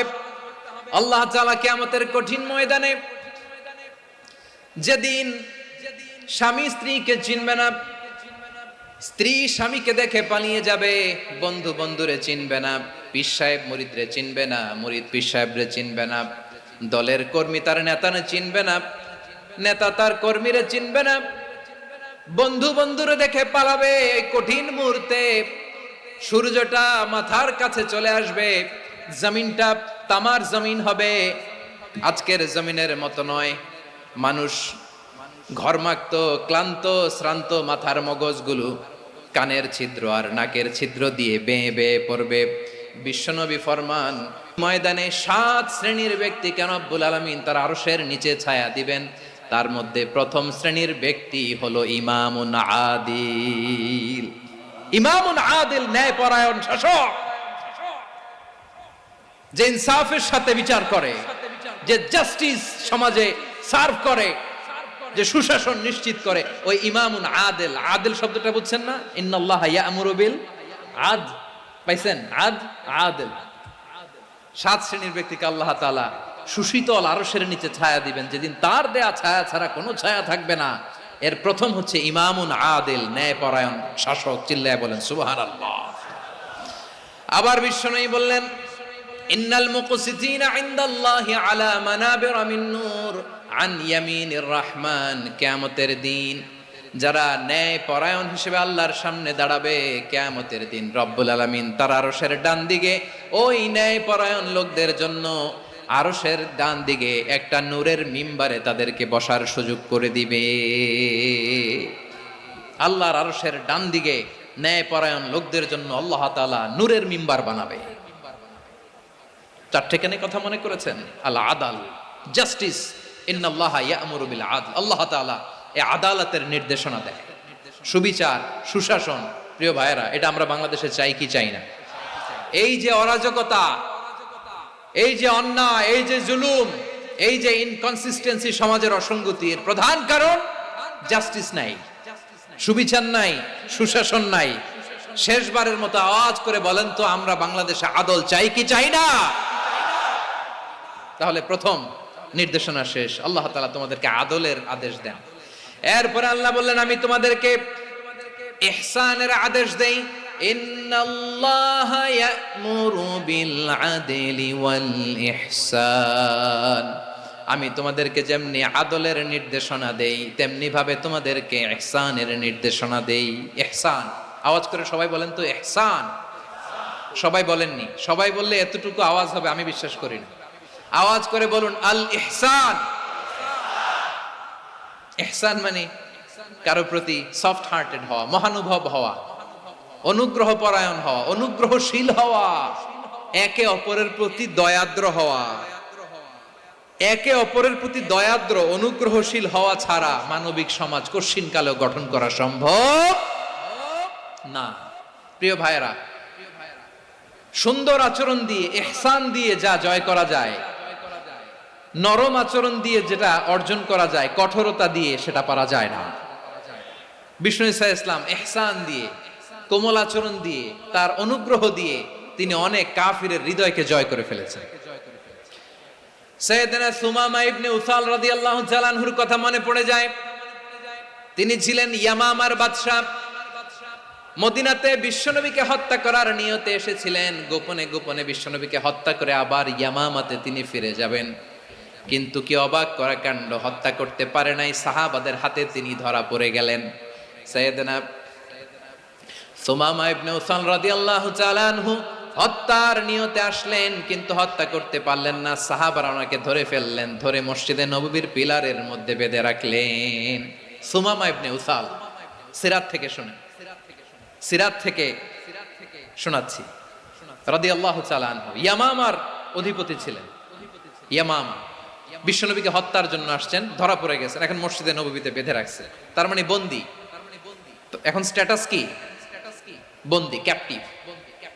তো বিষ্ণু ঈসা ইসলাম সাহাবাদেরকে বললেন, তার খোঁজ খবর নিও, সুমামা ইবনে উসালের খোঁজ খবর নিও। সাহাবারা বলেন, ইয়া রাসূলুল্লাহ, আপনাকে হত্যা করতে এসেছে, তার তো কঠিন ক্যাপিটাল পানিশমেন্ট হওয়া দরকার, কঠিন শাস্তি হওয়া দরকার। বিশ্বনবী বললেন, না, আমি যেটা জানি তোমরা সেটা জানো না, তোমরা সুমামার সাথে ভালো আচরণ করো। বিশ্বনবী সুমামার কাছে গেলেন। প্রথম দিন যে তিনি কালেমার দাওয়াত দিলেন, ইমানের দাওয়াত দিলেন, ইসলামের দাওয়াত দিলেন, রিসালাতের দাওয়াত দিলেন, আখিরাতের দাওয়াত দিলেন। পরের দিন যে বিশ্বনবী সালাতের দাওয়াত দিলেন, যাকাতের দাওয়াত দিলেন, ইসলাম কি, কিভাবে, কেমন করে পালন করতে হয় চমৎকার আর্টিকুলেট করতে শুরু করলেন। তন্ময় হয়ে সুমামা ইবনে উসাল রাদিয়াল্লাহু তাআলা আনহু বিশ্বনবীর কথাগুলো শুনতে আরম্ভ করলো। একদিন নয়, 2 দিন নয়, টানা 3 দিন বিশ্বনবী সুমামার কাছে ইসলামকে প্রেজেন্ট করেছেন, উপস্থাপন করেছেন। আওয়াজ করে বলেন, কয় দিন? 3 দিন। 3 দিন মসজিদে নববীতে বাধা। আর সাহাবীদেরকে বললেন তার খোঁজ খবর নিও, তোমরা যে রুটি বানাও এর মধ্যে সবচেয়ে ভালো আটার রুটিটা তারে দিও, সবচেয়ে রিফাইন্ড খেজুর যেটা পিওর খেজুর এটা তারে দিও। আর বিশ্বনবী নিজের উট থেকে দুধ দহন করে ওনার বাড়ির এক কর্মচারীকে বলেছেন দুধ দহন করে সুমামার জন্য নিয়ে যেও। সুবহানাল্লাহ পড়বেন না? সবাই তো অবাক, ইয়ামামা থেকে আসছে নবীকে হত্যা করতে, বিশ্বনবী দেখে তারে জামাই আদর করে, তাকে মজার মজার খাবার দিও, দুধ দিও, আদর আপ্যায়ন করো।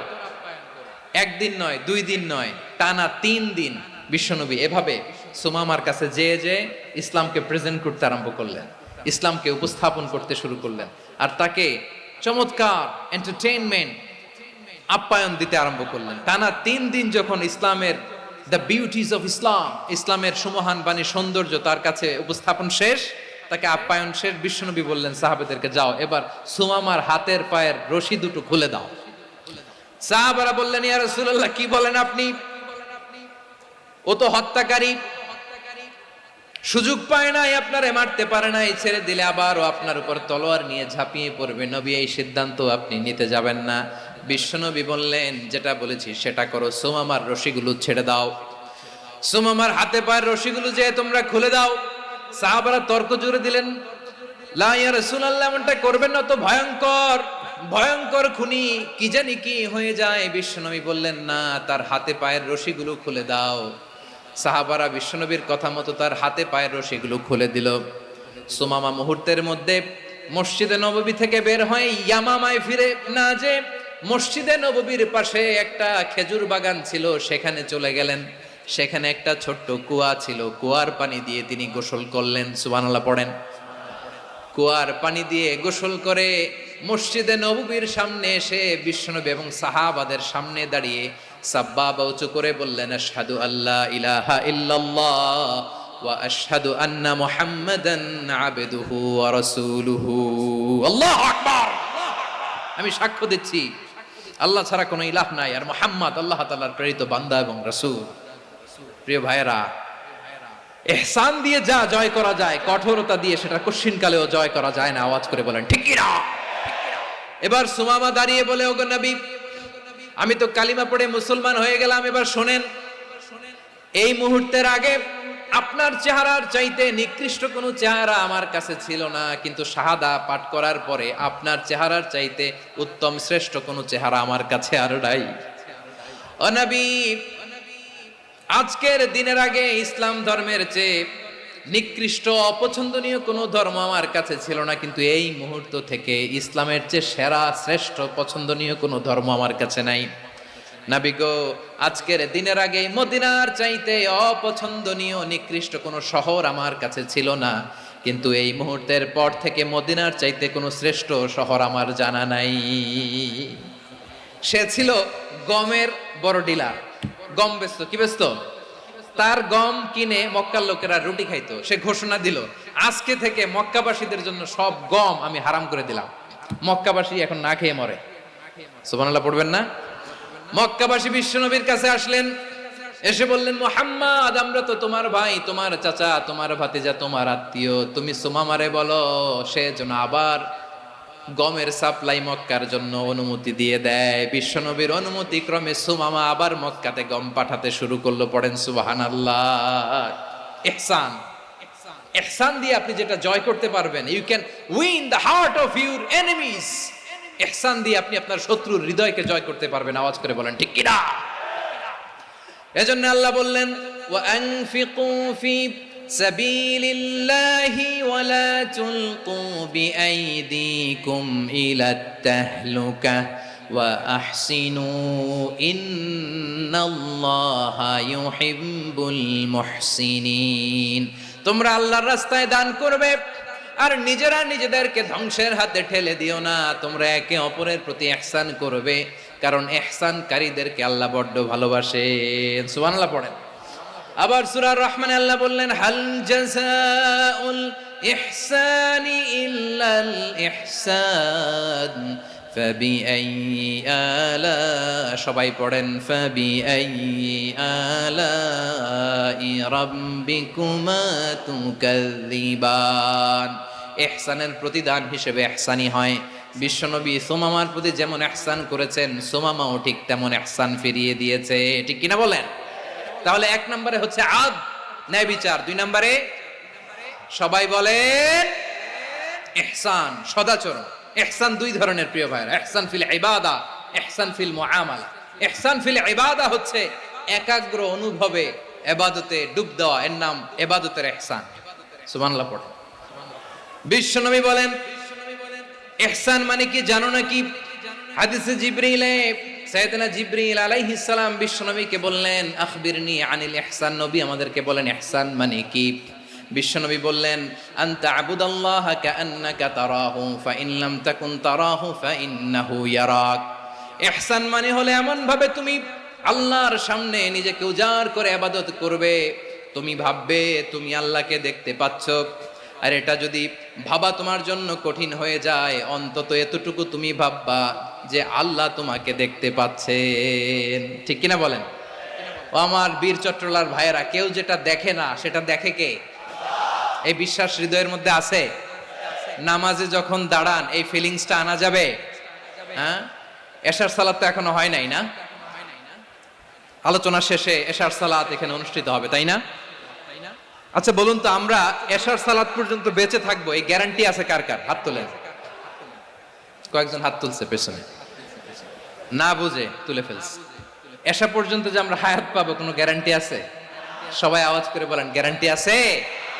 গ্যারান্টি নাই। এজন্য বিষ্ণু ইসলাম বলেছে এমন ভাবে নামাজে দাঁড়াও, ইবাদত করো, মনে করো হতে পারে এটাই আমার জীবনের শেষ নামাজ। পারফর্ম দ্য সালাহ as if this is your last and final prayer. এমন ভাবে সালাতে দাঁড়াও, ভাবো হতে পারে এটাই তোমার জীবনের শেষ নামাজ। এমন ভাবে নামাজে দাঁড়াও, ভাবো এটাই শেষ নামাজ। তাহলে নামাজে একাগ্রতা বাড়ায় দিবে কে? ফলে ইবাদতের ইহসান আমাদের অর্জিত হবে। আর মুআমালাতে ইহসান হলো, বিশ্বনবী বলেন ইন্নাল্লাহা তাবারাকা ওয়া তাআলা কাতাবাল ইহসানা আলা কুল্লি শাই ফাইযা কাতালতুম ফাআহসিনুল কিতলা ওয়া ইযা যাবাহতুম ফাআহসিনুয যাবহা ওয়ালিয়ুহিদ্দা আহাদুকুম শাফরাতাহু ওয়ালিয়ুরিহ যাবিহাতাহু। ইহসান 2 ধরনের। আওয়াজ করে বলতে হবে কয় ধরনের? সবাই বলুন আওয়াজ করে, কয় ধরনের? একটা হচ্ছে ইহসান ফিল ইবাদা, ইবাদতে ইহসান। ইবাদতে ইহসান কি? একাগ্র অনুভব দিয়ে ইবাদত করা, মন প্রাণ দিয়ে ইবাদত করা। আর মুআমালাতে ইহসান কি? সব কাজে, দৈনন্দিন কাজে, কর্মে, সামাজিক অ্যাক্টিভিটিতে কোমলতা প্রদর্শন করা, অনুগ্রহের সাথে সবকিছু করা। আল্লাহ তাআলা ইন্নাল্লাহা তাবারাকা ওয়া তাআলা কাতাবাল ইহসানা আলা কুল্লি শাই, তিনি সব কিছুর ব্যাপারে ইহসানকে আবশ্যক করেছেন। সবকিছু, মুমিনের সব কাজে ইহসানের পরশ থাকবে। ওয়া ইযা কাতালতুম ফাহসিনুল কিতলা, বিষ্ণুই বলেন তুমি যখন কাউকে হত্যা করো ইহসানের সাথে করো। সুবহানাল্লাহ পড়বেন না? যখন হত্যা করো তখনও ইহসানের সাথে। আচ্ছা হত্যা করবো আবার ইহসান আসবে করতে করে, তো মেরেই ফেলবো আমি। আল্লাহ, ও ভাই একজন খুন করেছে, খুনি, রাষ্ট্রীয় আইনে তার শাস্তি হয়েছে ডেথ পেনাল্টি, মৃত্যুদণ্ড। এখন মৃত্যুদণ্ড দেখে আপনি যেমনি মন চায় তেমনি মারবেন লোকটারে? ওর নাক কেটে ফেলতে পারবেন? ওর কান কাটতে পারবেন? ওর চোখ উপড়ে ফেলতে পারবেন আপনি? যেমন মন চায় তার অঙ্গহানি করা যাবে না। ইহসানের সাথে তাকে হত্যা করো। সুবহানাল্লাহ, this is Islam, this is the true essence of Islam. ওয়া ইযা যাবাহতুম ফাহসিনুয যাবহা, যখন জবাই করবে তখনও ইহসানের সাথে জবাই করো। করব জবাই, ওইখানেও নাকি ইহসান। আচ্ছা কুরবানির দিন আমরা পশুগুলোরে কি করি বলেন সবাই আওয়াজ করে? জবাই। জবাই মানে তো এটারে মেরেই ফেলতেছি, একটু পরে তো টুকরো টুকরো করে গোশতগুলো খাবো, এটা তো খাবো, এটা তো মেরেই ফেলবে। বিষ্ণু বলে না, জবাইয়ের মধ্যেও মুমিনের জবাইয়ের ভেতরেও ইহসানের পরশ থাকা চাই। যখন জবাই করবে প্রাণীটাকে হাত পা টাইট করে বেঁধে নাও, ছুরিটাকে শার্পেন করে নাও, ধারালো করে নাও, যাতে অল্প সময়ে জবাইটা হয়ে যায়, প্রাণীটা যাতে কম কষ্ট পায়। সুবহানাল্লাহ পড়ে। দিস ইজ কল্ড ইহসান। ইহসান আল্লাহ তাআলা যেমনি আদলের আদেশ করেছেন, ন্যায় বিচার, জাস্টিস এনশিওর করতে বলেছেন, সমাজে ইহসানের ব্যবহার, ইহসানের অনুশীলন তিনি করতে বলেছেন। এজন্য মুমিনের প্রতিটি কাজে, আমার চট্টগ্রামের ভাইয়েরা আমার দিকে তাকান, খেয়াল করে শুনুন, মুমিন জীবনের প্রতিটি কাজে ইহসানের পরশ থাকা চাই। আমরা যেন আমাদের পরিবারের প্রতি ইহসান করি, আমরা যেন আমাদের কর্মচারীদের প্রতি ইহসান করি, আমরা যেন আমাদের কলিগদের প্রতি ইহসান করি, আমরা যেন আমাদের ভাইদের প্রতি ইহসান করি। মুমিন জীবনের প্রতি কাজে ইহসানের পরশ থাকার দরকার আছে না নাই? কথা বুঝতে পেরেছেন? তাহলে আল্লাহ তাআলার 3টা আদেশ ছিল, কয়টা গেল? ভুলে গেছে, ভুলে গেছে চট্টগ্রাম। 3টা আদেশের মধ্যে কয়টা বললাম? প্রথমে কি ছিল? আদল। 2 নম্বরে, 3 নম্বরে রব্বুল আলামিন বললেন ওয়া ইতা ইদিল কুরবা, নিকটাত্মীয়দেরকে দান করো। নিকটাত্মীয়দেরকে দাও, যারা তোমাদের ব্লাড কানেকশনের আত্মীয় তাদেরকে তোমরা দাও। এখানে জেনারেলি বললেন দাও, কি দিব সেটা তিনি এখানে বলেন নাই, সেটা তিনি সূরাতুল ইসরার মধ্যে বলেছেন। আল্লাহ বলেন ওয়া আতিযাল কুরবা হাক্কা, নিকটাত্মীয়দেরকে তাদের অধিকার, তাদের প্রাপ্য তোমরা বুঝিয়ে দাও। দেখেন, একটা শান্তির সমাজ, একটা সমৃদ্ধ সমাজ, একটা মানবিক সমাজ গঠনের জন্য আল্লাহ তাআলা বেশি না, মাত্র 3টা অর্ডার, 3টা ভার্ডিক্ট তিনি জারি করেছেন। 1 নাম্বার সুশাসন, ন্যায় বিচার। 2 নাম্বার ইহসান। 3 নাম্বার নিকটাত্মীয়, যারা কাছের, তোমার ভেরি ক্লোজ রিলেশনশিপে আছে, তাদেরকে দাও। দাও, দিলে বাড়িয়ে দেয় কে? অনেকে দিতে চায় না, কৃপণতা করে। দিলে বাড়ায় দেয় কে? ও মিয়া, মদিনার মধ্যে সবচাইতে গরিব সাহাবী ছিল বেলাল রাদিয়াল্লাহু তাআলা আনহু। ওনার এন্টায়ার অ্যাসেট, সম্পদের পরিমাণ কতদূর জানেন? একটা লুঙ্গি। বেলাল রাদিয়াল্লাহু তাআলা আনহু, ওনার টোটাল ওয়েলথের এস্টিমেশন হচ্ছে মাত্র একটা লুঙ্গি। একটা লুঙ্গি, টোটাল ওয়েলথ এস্টিমেশন, টোটাল সম্পদের পরিমাণ বেলাল রাদিয়াল্লাহু তাআলা আনহুর কি ছিল? কথা বোঝে নাই বোধহয়। কি ছিল? ওই বেলাল রাদিয়াল্লাহু তাআলা আনহুকে বিষ্ণু ইসলাম বলেছেন আনফিক ইয়া বেলাল, ও বেলাল তুমিও দাও। ওয়ালা তাখশা মিন যিল আরশি ইখলালা, আরশের অধিপতির তো কোনো ঘাটতি নাই, তুমি দিলে ওই আল্লাহ তোমারে বাড়ায় দিবে। এজন্য আমার প্রিয় ভাইয়েরা, দিলে কমে না, দিলে বাড়ে। অনেকে ধরে রাখে, নতুন কিছু নিতে পারে না, হাত দিয়ে যেটা ধরে রেখেছেন এটা দিয়ে দেন, বড় একটা ধরার সুযোগ পাবেন। জোরে বলেন ঠিক কিনা? ধরেন 5 কেজি ওজনের একটা ধরে রাখছেন, এখন 10, এটা না ছাড়লে 10 কেজি ধরতে পারবেন আপনি? আচ্ছা, 10 কেজির জিনিস একটা আছে হাতে, ওইটা যদি ছেড়ে দেন তাহলেই না 15 কেজি ধরতে পারবেন। কথা বলেন ঠিক কিনা? তাহলে দিলে বাড়িয়ে দেয় কে? রব্বুল আলামিন বললেন 3 নাম্বার আদেশ হলো তোমাদের প্রতি সমাজটারে কেমন করে মানবিক সমাজ, সুন্দর সমাজ গড়বা। 3 নাম্বার আদেশ হলো ওয়া আতিদাল কুরবা হাক্কা, নিকটাত্মীয়দেরকে তাদের প্রাপ্য বুঝিয়ে দাও। এই নিকটাত্মীয়দেরকে তাদের অধিকার বুঝিয়ে দেওয়া, প্রাপ্য বুঝিয়ে দেওয়াতে আমাদের গাফলতি আছে না নাই? চট্টগ্রামে নাই? মাশাআল্লাহ আছে, আছে। অনেকে দেখবেন অনেক আল্লাহওয়ালা, তাহাজ্জুদ গুজার, সেজদা দিতে দিতে কপালে কালো দাগ ফেলে দিছে, সে তার বোনের হকটা আদায় করে নাই। আছে না নাই? হ্যাঁ, এখানেও আছে। সর্বনাশ। অনেক বড় হাজী সাহেব, বিশাল লম্বা দাড়ি, ছেলেরে সব দিয়ে দিছে, মেয়েরে কিছু দেয় নাই, মেয়ের হক আদায় করে নাই। আছে না নাই? এই হাজী সাহেবেরা, এই আল্লাহওয়ালারা কিয়ামতের ময়দানে আটকে যাবে। আপনি অন্যের অধিকার নষ্ট করেছেন, তাদের রাইটস কে ভায়োলেট করেছেন। এজন্য আল্লাহ তাআলা বলেন, কারো অধিকার যদি কেউ নষ্ট করে, ওই সমাজটা মানবিক সমাজ কঠিনকালেও হতে পারে না। এজন্য 3 নম্বর আল্লাহ বললেন ওয়া ইতা ইদিল কুরবা, নিকটাত্মীয়দেরকে দাও। কি দিবা? তাদের অধিকার দিয়ে দাও। বোনের অধিকার বুঝিয়ে দাও, মেয়ের অধিকার বুঝিয়ে দাও, ফুফুর অধিকার বুঝিয়ে দাও। দেখবেন অনেক মায়েরা ছেলের পাতে মুরগির রান দেয়, মেয়ের পাতে দেয় মুরগির ঠ্যাং। এরকম আছে না নাই? ছেলেরা কি দেয়? মুরগির। মেয়ের পাতে কি দেয়? তো মেয়ের কি মুরগির রান খেতে মনে চায় না? মনে চায় না? এমনটা করা যাবে না। নিকটাত্মীয়দেরকে অধিকার দিয়ে দাও, নিকটাত্মীয়ের সাথে সুসম্পর্ক রাখো। আদেশটা কার? এজন্য প্রিয় ভাইয়েরা, জীবনে যদি বারাকা অর্জন করতে চান, নিকটাত্মীয়দের সাথে সুসম্পর্ক রাখতে হবে, তাদের জন্য উপহার পাঠাতে হবে। বিশ্বনবী বলেন লা ইয়াদখুলুল জান্নাতা কাতে, যে ব্যক্তি আত্মীয়তার সম্পর্ককে ছিন্ন করে দেয়, সে কঠিন কালেও আল্লাহর জান্নাতে ঢুকবে না। আপনি কি এটারে সহজ হাদিস মনে করছেন? এটা সহজ কথা। আপনি ভাবছেন আপনার নামাজ আপনারে বাঁচাতে পারবে, আপনার রোজা বাঁচাতে পারবে, আপনার তাহাজ্জুদ আপনারে বাঁচাতে পারবে? অধিকার নষ্ট করলে কিছুই আপনারে বাঁচাতে পারবে না। এজন্য নিকট আত্মীয়দেরকে দিতে হবে বেশি বেশি। বিশ্বনবী বলেন, ইন্না সাদাকাতা আলাল মিসকিনি সাদাকা ওয়া আলা যির রাহিমি ইসনাতান সাদাকাতুন ওয়া সিলা। মিসকিন রে দান করলে শুধু দানের সওয়াব হয়, নিকট আত্মীয়কে দান করলে দুইটার সওয়াব হয়, সাদাকার সওয়াব হয়, আবার আত্মীয়তার বন্ধন অটুট রাখার সওয়াব হয়ে যায়। আবার বিশ্বনবী বললেন, মান সাররাহু আইয়ুবসাতা লাহু ফি রিজকিহি ওয়া ইউনসা লাহু ফি আসারিহি ফালইয়াসিল রাহিমা। যে ব্যক্তি তার রিজিকের প্রশস্ততা চায় আর হায়াতে বরকত চায়, সে যেন তার আত্মীয়ের সাথে সুসম্পর্ক রাখে। আমার প্রিয় চট্টলার ভাইয়েরা, আমাদের রিজিক বাড়ুক, এটা আমরা চাই কি চাই না? সবাই চান? হ্যাঁ, আমাদের রিজিকে প্রশস্ততা আসুক, চাই কি চাই না? আমাদের হায়াতে বরকত আসুক, আমরা চাই কি চাই না?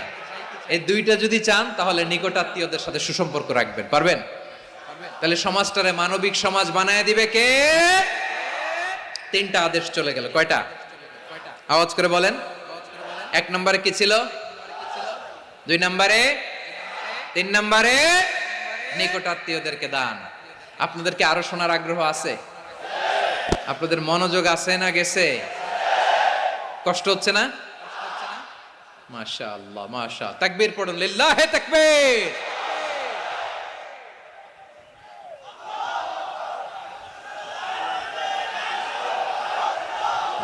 মাশাআল্লাহ।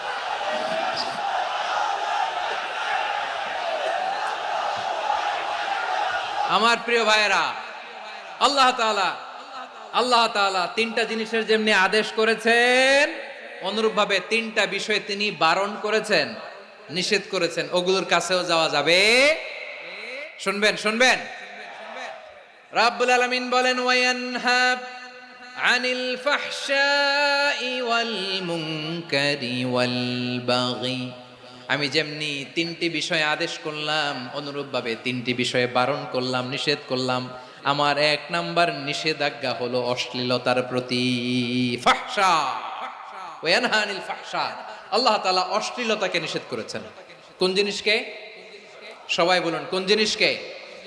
যত ধরনের, যত টাইপের, যত ক্যাটাগরির অশ্লীলতা হতে পারে, সব অশ্লীলতাকে হারাম করেছেন কে?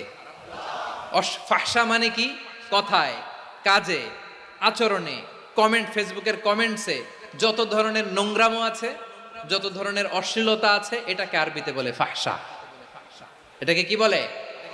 রাব্বুল আলামিন বলেন, কুল ইন্নামা হাররামা রাব্বিয়াল ফাওয়াহিশা মা যাহারা মিনহা ওয়া মা বাতান।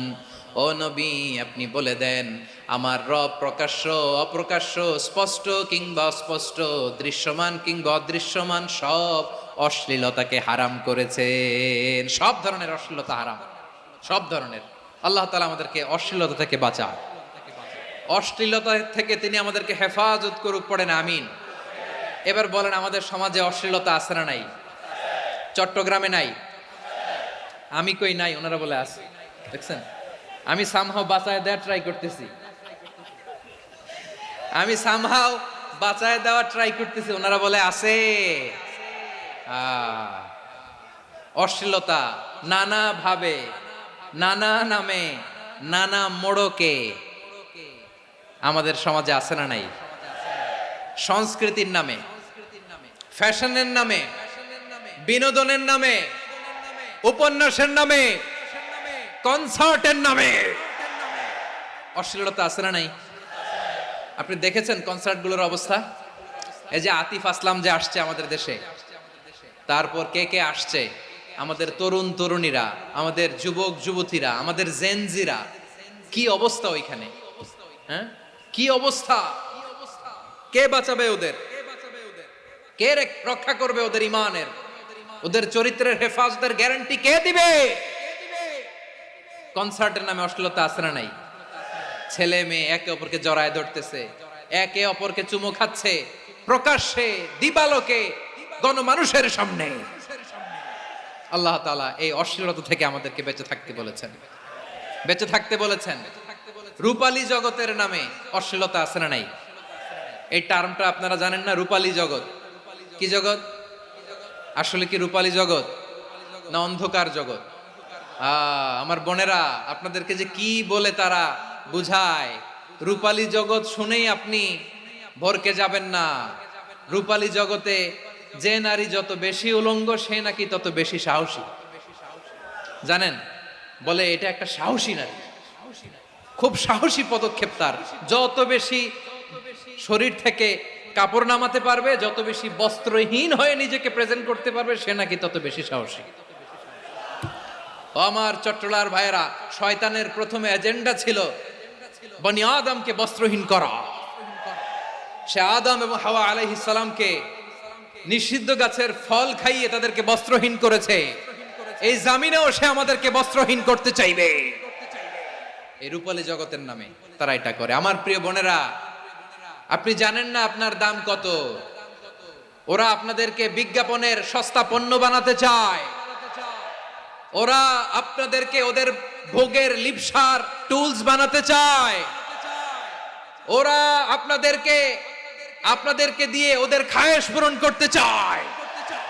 এটা আপনাদের জন্য মোটেও ডিগনিটি নয়, এটা আপনাদের জন্য সম্মান নয়। আপনার সম্মান শালীনতায়, আপনার সম্মান হেজাবে, আপনার সম্মান ভদ্রতায়, আপনার সম্মান আপনার ডিসেন্ট পোশাকে। পোশাক বলে দেয় এই নারীটা ভদ্র না অভদ্র। পোশাক বলে দেয় এই মেয়েটা কোন ঘরের মেয়ে। আওয়াজ করে বলেন ঠিক কিনা? আপনি জানেন না, আপনারা সস্তা পণ্য বানায়, ভোগের পণ্য, বিলবোর্ডে আপনাকে উলঙ্গ করে উপস্থাপন করে। এই অশ্লীলতার সাথে ইসলামের কোনো সম্পর্ক। এজন্য আল্লাহ বলেন, আমি অশ্লীলতাকে হারাম করেছি। অশ্লীলতাকে হারাম করার প্রথম কারণ হলো এর মাধ্যমে মানবতাকে অপমানিত করা হয়। কারণ মানুষের সম্মান মানুষের পোশাকে। মানুষ যখন পোশাকহীন হয়ে যায়, বস্ত্রহীন হয়ে যায়, তার সম্মান কমে যায়। ঠিক কিনা?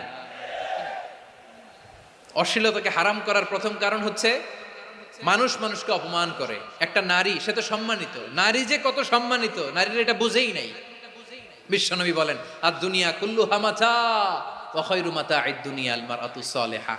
আমার বোনেরা, 5টা প্যান্ডেলে আপনারা এলইডিতে আমার আলোচনা শুনছেন, আমি জানি। আপনাদের এই গর্ভ যে কত দামি আপনি জানেন না। আপনার পেট থেকেই আসবে আগামী দিনের সালাহুদ্দিন আল আইয়ুবী। আপনার পেট থেকেই আসবে অনাগত দিনের ইমাম মাহদী আল মুনতাযর। আপনার পেট থেকেই আসবে অনাগত দিনের ফয়সাল, ওয়াসিম, মুগ্ধ, আবু সাইদের মতো বীর যোদ্ধা।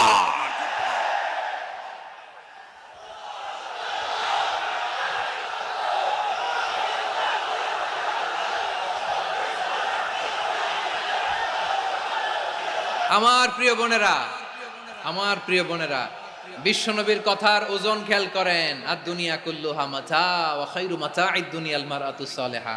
দুনিয়ার সবকিছুই অ্যাসেট, এর মধ্যে সবচেয়ে দামি অ্যাসেট নেককার নারী।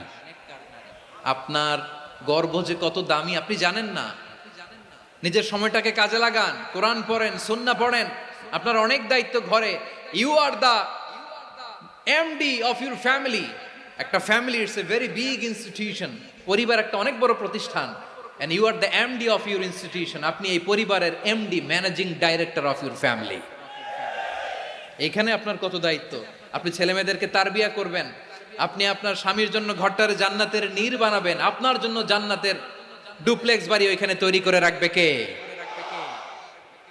আপনি যে কত দামি আপনি জানেন না। নারীদেরকে আল্লাহ বানিয়েছেন উচ্চতর করে, নিম্নতর নয়। নারীদেরকে ছোট্ট জিনিস দিলে এটারে বড় করে দেয়। নারীদেরকে ভ্রূণ দিলে, শুক্রাণু দিলে নারী এটারে বাচ্চা হিসেবে উপহার দেয়। ঠিক কিনা?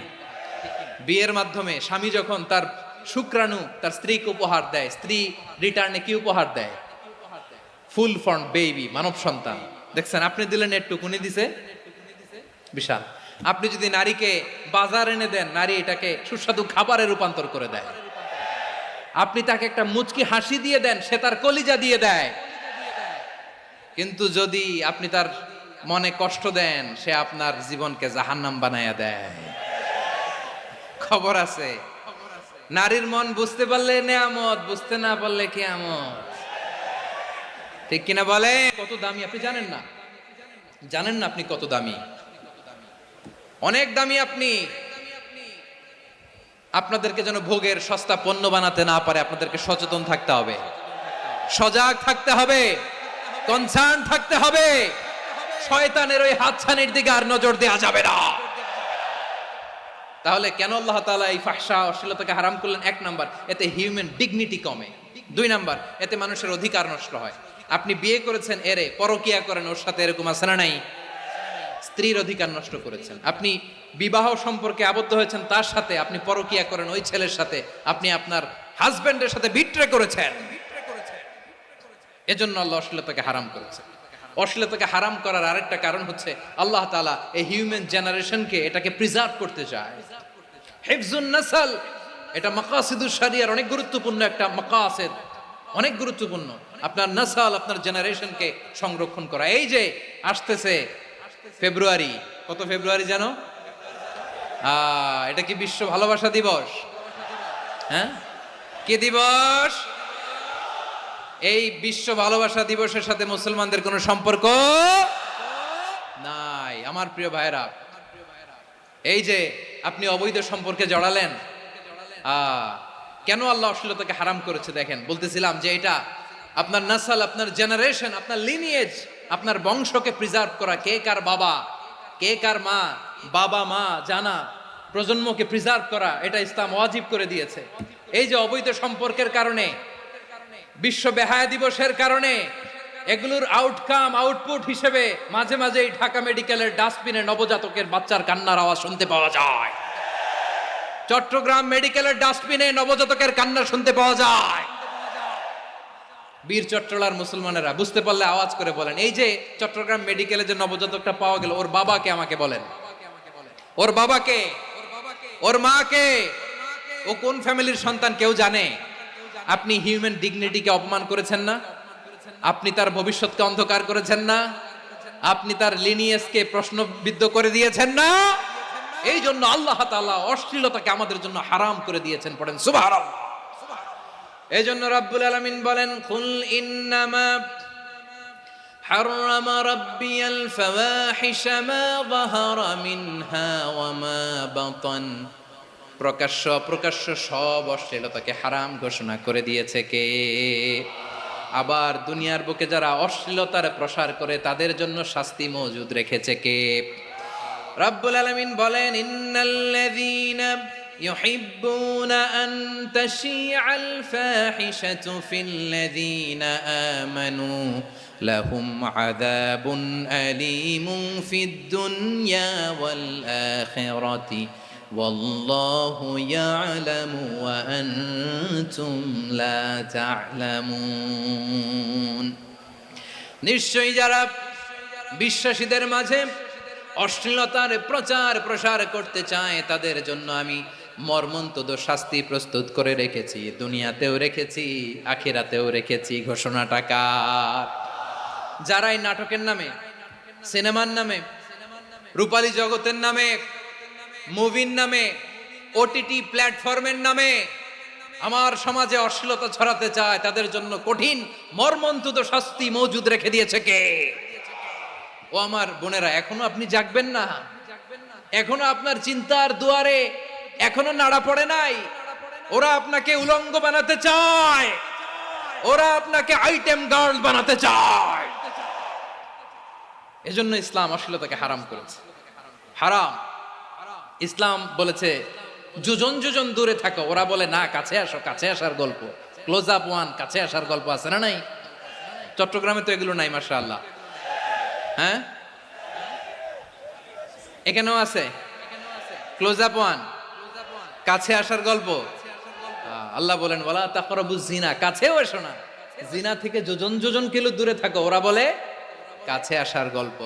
আমার বীর চট্টলার ভাইয়েরা, কাছে আসতে হলে আমরা কোরআনের কাছে আসব, কাছে আসতে হলে নবীর কাছে আসব, কাছে আসার গল্প হবে আমার রবের কাছে আসার গল্প। চিল্লায় বলো ঠিক কিনা?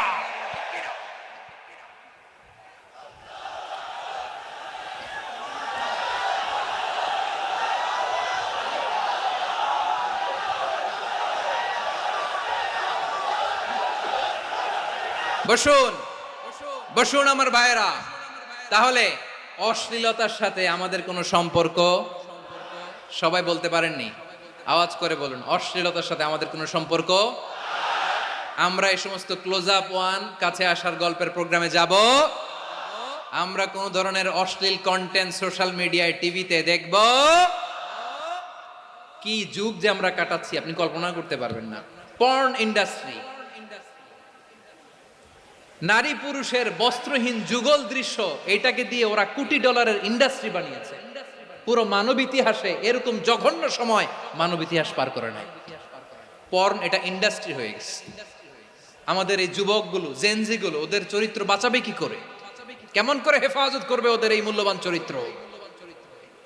আমার প্রিয় ভাইরা, এই অশ্লীলতার দ্য লেটেস্ট ভার্সন হচ্ছে LGBTQ, শরীফ থেকে শরীফা।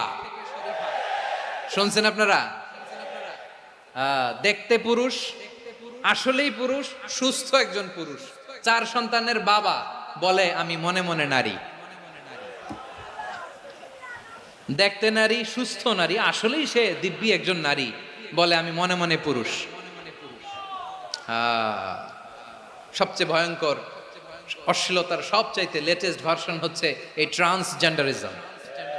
সুস্থ পুরুষ তার বায়োলজিক্যাল গ্রোথকে হরমোন দিয়ে স্টপ করে দিয়ে সে সার্জারি করে নারী হতে চায়। সুস্থ নারী পুরুষ হতে চায়। পুরুষ পুরুষের প্রতি সেক্সুয়ালি আকর্ষণ বোধ করে। এটা লূত আলাইহিস সালামের কওমের মধ্যে ছিল। এটাকেও আল্লাহ কোরআনে ফাহিশা বলেছেন। ওয়ালুতান ইয ক্বালা লিকাওমিহি আতাতুনাল ফাহিশাতা মা সাবাকাকুম বিহা মিন আহাদিম মিনাল আলামিন।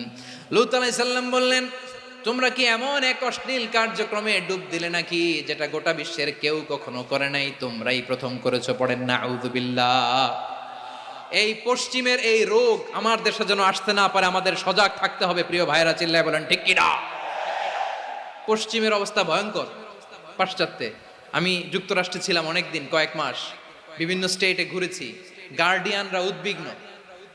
ছেলে মেয়েদেরকে, ছোট্ট ছেলে মেয়ে, ওদেরকে জিজ্ঞেস করে, তুমি how do you feel right now inside yourself? তুমি ভিতরে ভিতরে কেমন ফিল করো? তোমার কি ছেলে ছেলে লাগে না মেয়ে মেয়ে লাগে?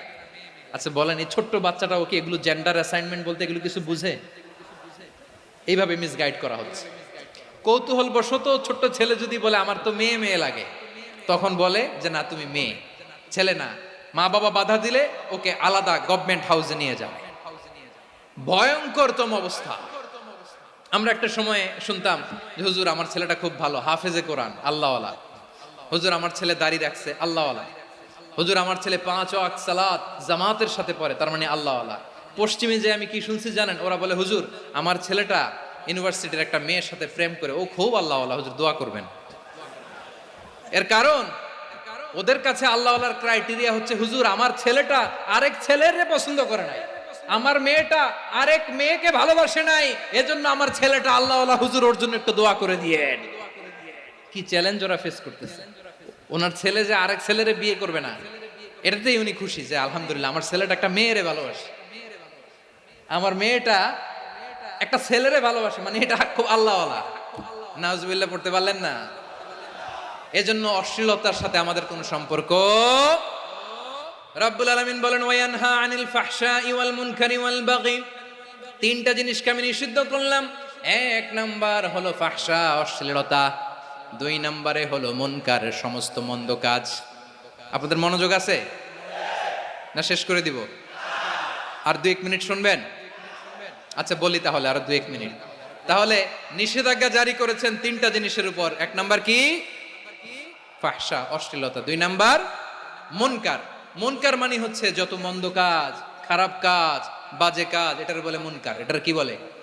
আপনারা পড়ছেন না? তা'মুরুনা বিল মা'রুফি ওয়া তানহাউনা আনিল মুনকার। ভালো কাজের আদেশ, সৎ কাজের আদেশ, অসৎ কাজের নিষেধ। মুনকার, মুনকার হচ্ছে মানুষের স্বাভাবিক বিবেকবোধ যেটাকে খারাপ বলে, ওইটাই মুনকার। পৃথিবীর সব আসমানি গ্রন্থ যেটাকে খারাপ বলেছে, মানুষের স্বাভাবিক বিবেকবোধ যেটাকে খারাপ বলেছে, এগুলো সব মুনকার।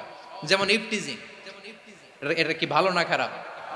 মজুদদারি, খাদ্যে ভেজাল দেওয়া, ওজনে কম দেওয়া, মাছে ফরমালিন মিশানো, চাঁদাবাজি, টেন্ডারবাজি, দখলবাজি, এগুলো আমাদের স্বাভাবিক বিবেকেই বলে এগুলো খারাপ, এগুলো হচ্ছে মুনকার। আল্লাহ তাআলা এই মুনকার থেকে আমাদেরকে বেঁচে থাকতে বলেন, আর শয়তান এই মুনকারের প্রতি আমাদেরকে উদ্বুদ্ধ করে। আল্লাহ তাআলা বললেন, ইয়া আইয়ুহাল্লাযীনা আমানু লা তাত্তাবিউ খুতুওয়াতিশ শাইতান ফাইন ওয়া মান ইয়াত্তাবি' খুতুওয়াতিশ শাইতানি ফাইন্নাহু ইয়া'মুরু বিল ফাহশাই ওয়াল মুনকার। আল্লাহ বললেন, ও আমার গোলামেরা শোনো শোনো, ও আমার বিশ্বাসী বান্দারা খবরদার, তোমরা কশিনকালেও শয়তানের পদাঙ্ক অনুসরণ করবে না, কারণ শয়তান তোমাদেরকে অশ্লীলতা এবং মন্দ কাজের দিকে উদ্বুদ্ধ করে। আমাদের কাজ হচ্ছে শয়তান আমাদেরকে যেদিকে নিতে চায় আমরা তার উল্টা দিকে যাব, ঠিক কিনা বলে? শয়তান এই মন্দ কাজকে আমাদের কাছে বিউটিফাই করে, চাকচিক্যময় করে আমাদের সামনে উপস্থাপন করে। এজন্য আল্লাহ বলেন, মুনকারকে থামাতে হবে, মুনকার প্রতিরোধ করতে হবে। মুনকার প্রতিরোধের দায়িত্ব শুধু আমাদের নাকি? শুধু আপনার খতিব সাহেবের, ইমাম সাহেবের, নাকি মুসলিম উম্মার সবার? আওয়াজ করে বলুন, মুনকার অসৎ কাজ প্রতিরোধের দায়িত্ব কার? রাব্বুল আলামিন বলেন, কুনতুম খায়রা উম্মাতিন উখরিজাত লিন-নাসি তা'মুরুনা বিল মা'রুফি ওয়া তানহাউনা আনিল মুনকার। তোমাদেরকে শ্রেষ্ঠ জাতি করে জমিনের মধ্যে আবির্ভূত করা হয়েছে, যাতে করে তোমরা জমিনের ভেতরে সৎ কাজের আদেশ করতে পারো আর অসৎ কাজের নিষেধ করতে পারো। উম্মাহ কুনতুম খায়রা, তাহলে গোটা উম্মার দায়িত্ব, এটা বুঝতে পারছেন তো? আচ্ছা, আরো নিচে আসেন। এরপরে আল্লাহ বললেন, শুধু উম্মাহ না, এই জমিনের রাজত্ব আমি যাদের হাতে দেই, এই জমিনের মালিক আমি যাদেরকে বানিয়ে দেই, যাদেরকে আমি সরকারের দায়িত্ব দেই, তাদেরকেও মুনকার প্রতিরোধের দায়িত্ব দিয়েছে কে? আল্লাহ বলেন, যারা ক্ষমতার মসনদে বসেছে তাদেরকে 4 দফা কর্মসূচি আমি আল্লাহ দিলাম। আওয়াজ করে বলেন, কয় দফা? আল্লাহ বলেন, আল্লাযীনা ইম্মাক্কান্নাহুম ফিল আরদি আকামুস সালাতা ওয়া আতাউয যাকাতা ওয়া আমারু বিল মা'রুফি ওয়া নাহাউ আনিল মুনকার ওয়ালিল্লাহি আকিবাতুল উমুর। যারা এই জমিনের উত্তরাধিকার হয়েছে তারা 4 দফা কর্মসূচি নিয়ে সামনে আগাবা। সালাত কায়েম করবা, যাকাত আদায় করবা, সৎ কাজের আদেশ দিবা, অসৎ কাজ থেকে মুনকার প্রতিরোধ করবা। আদেশটা কার?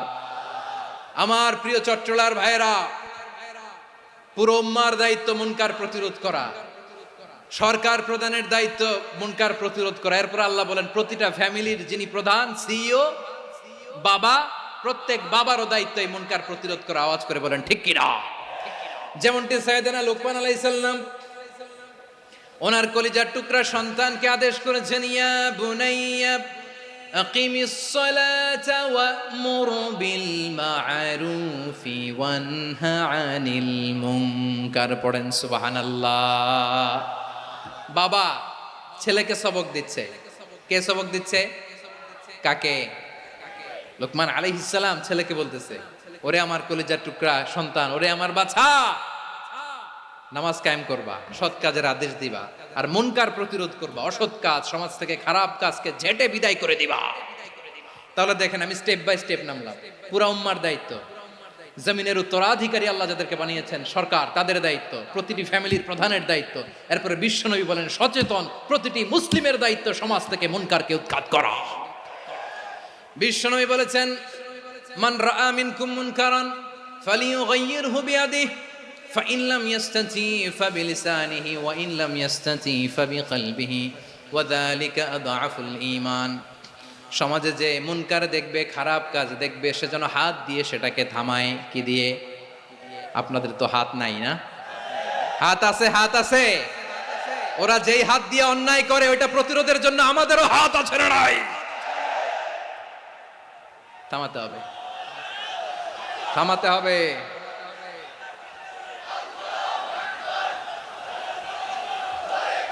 বসুন আমার প্রিয় ভাইয়েরা, ওরা ওদের যে হাত দিয়ে টেন্ডারবাজি করে, চাঁদাবাজি করে, ইফটিজিং করে, দখলবাজি করে, যে হাত দিয়ে, ওই মুনকার থামায় দেওয়ার জন্য আল্লাহর দে আমাদেরও দুটি হাত আছে না নাই? আমাদেরও হাত আছে, থামাইতে হবে, থামাইতে হবে, হিম্মত করতে হবে। আমার প্রিয় ভাইয়েরা, না থামালে আমরাই ডুববো শেষমেশ। আমাদের বাঁচার জন্য হইলেও থামাইতে হবে। রব্বুল আলামিন বলেন, ওয়াত্তাকু ফিতনাতাল লা তুসিবান্নাল্লাযীনা যালামু মিনকুম খাসসা। ও আমার গোলামেরা, ওই আযাবকে ভয় করো যে আযাব যখন আমি জমিনের বুকে পাঠাই, শুধু জালেমদেরকেই মারি না, আলেমদেরকেও মারি। আযাব যখন আসে তখন শুধু জালিমই মরে না, আলেমও মরে। জানেন, মুসা আলাইহিস সালামের পায়ে একবার একটা লাল পোকা কামড় দিয়েছে, লাল পিঁপড়া। লাল পিঁপড়া কামড় দিলে খুব আরাম লাগে না? কি লাগে? হ্যাঁ, জলে না? লাল একটা পিঁপড়া কামড় দিছে, তো উনি রেগে মেগে পাশি দেখে লাল পিঁপড়ার বাসা, পা দিয়ে ডলে মুছে সবগুলো পিঁপড়া মেরে ফেলছে।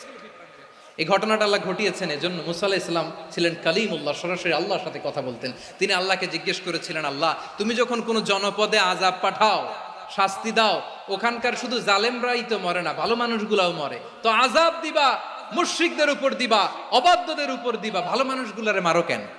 আল্লাহ বললেন, মুসা তোমার যে কামড় দিছিল পায়ের মধ্যে পিঁপড়া, কয়টা পিঁপড়া? জোরে বলেন। একটা পিঁপড়া, তো সবগুলারে মারলা কেন? রেগে মেগে পুরো পিঁপড়ার বাসা ভেঙে ম্যাসাকার করলা কেন? এই মুসা, আমি যখন অ্যাকশনে যাই, আমি যখন শাস্তি দেই, তখন এত বাস বিচার করা হয় না, বাস বিচার করা যায় না। যখন অ্যাকশনে যাওয়া হয়, ওইটা ডাইরেক্ট অ্যাকশন হয়ে যায়। চিল্লায় বলো ঠিক কি না?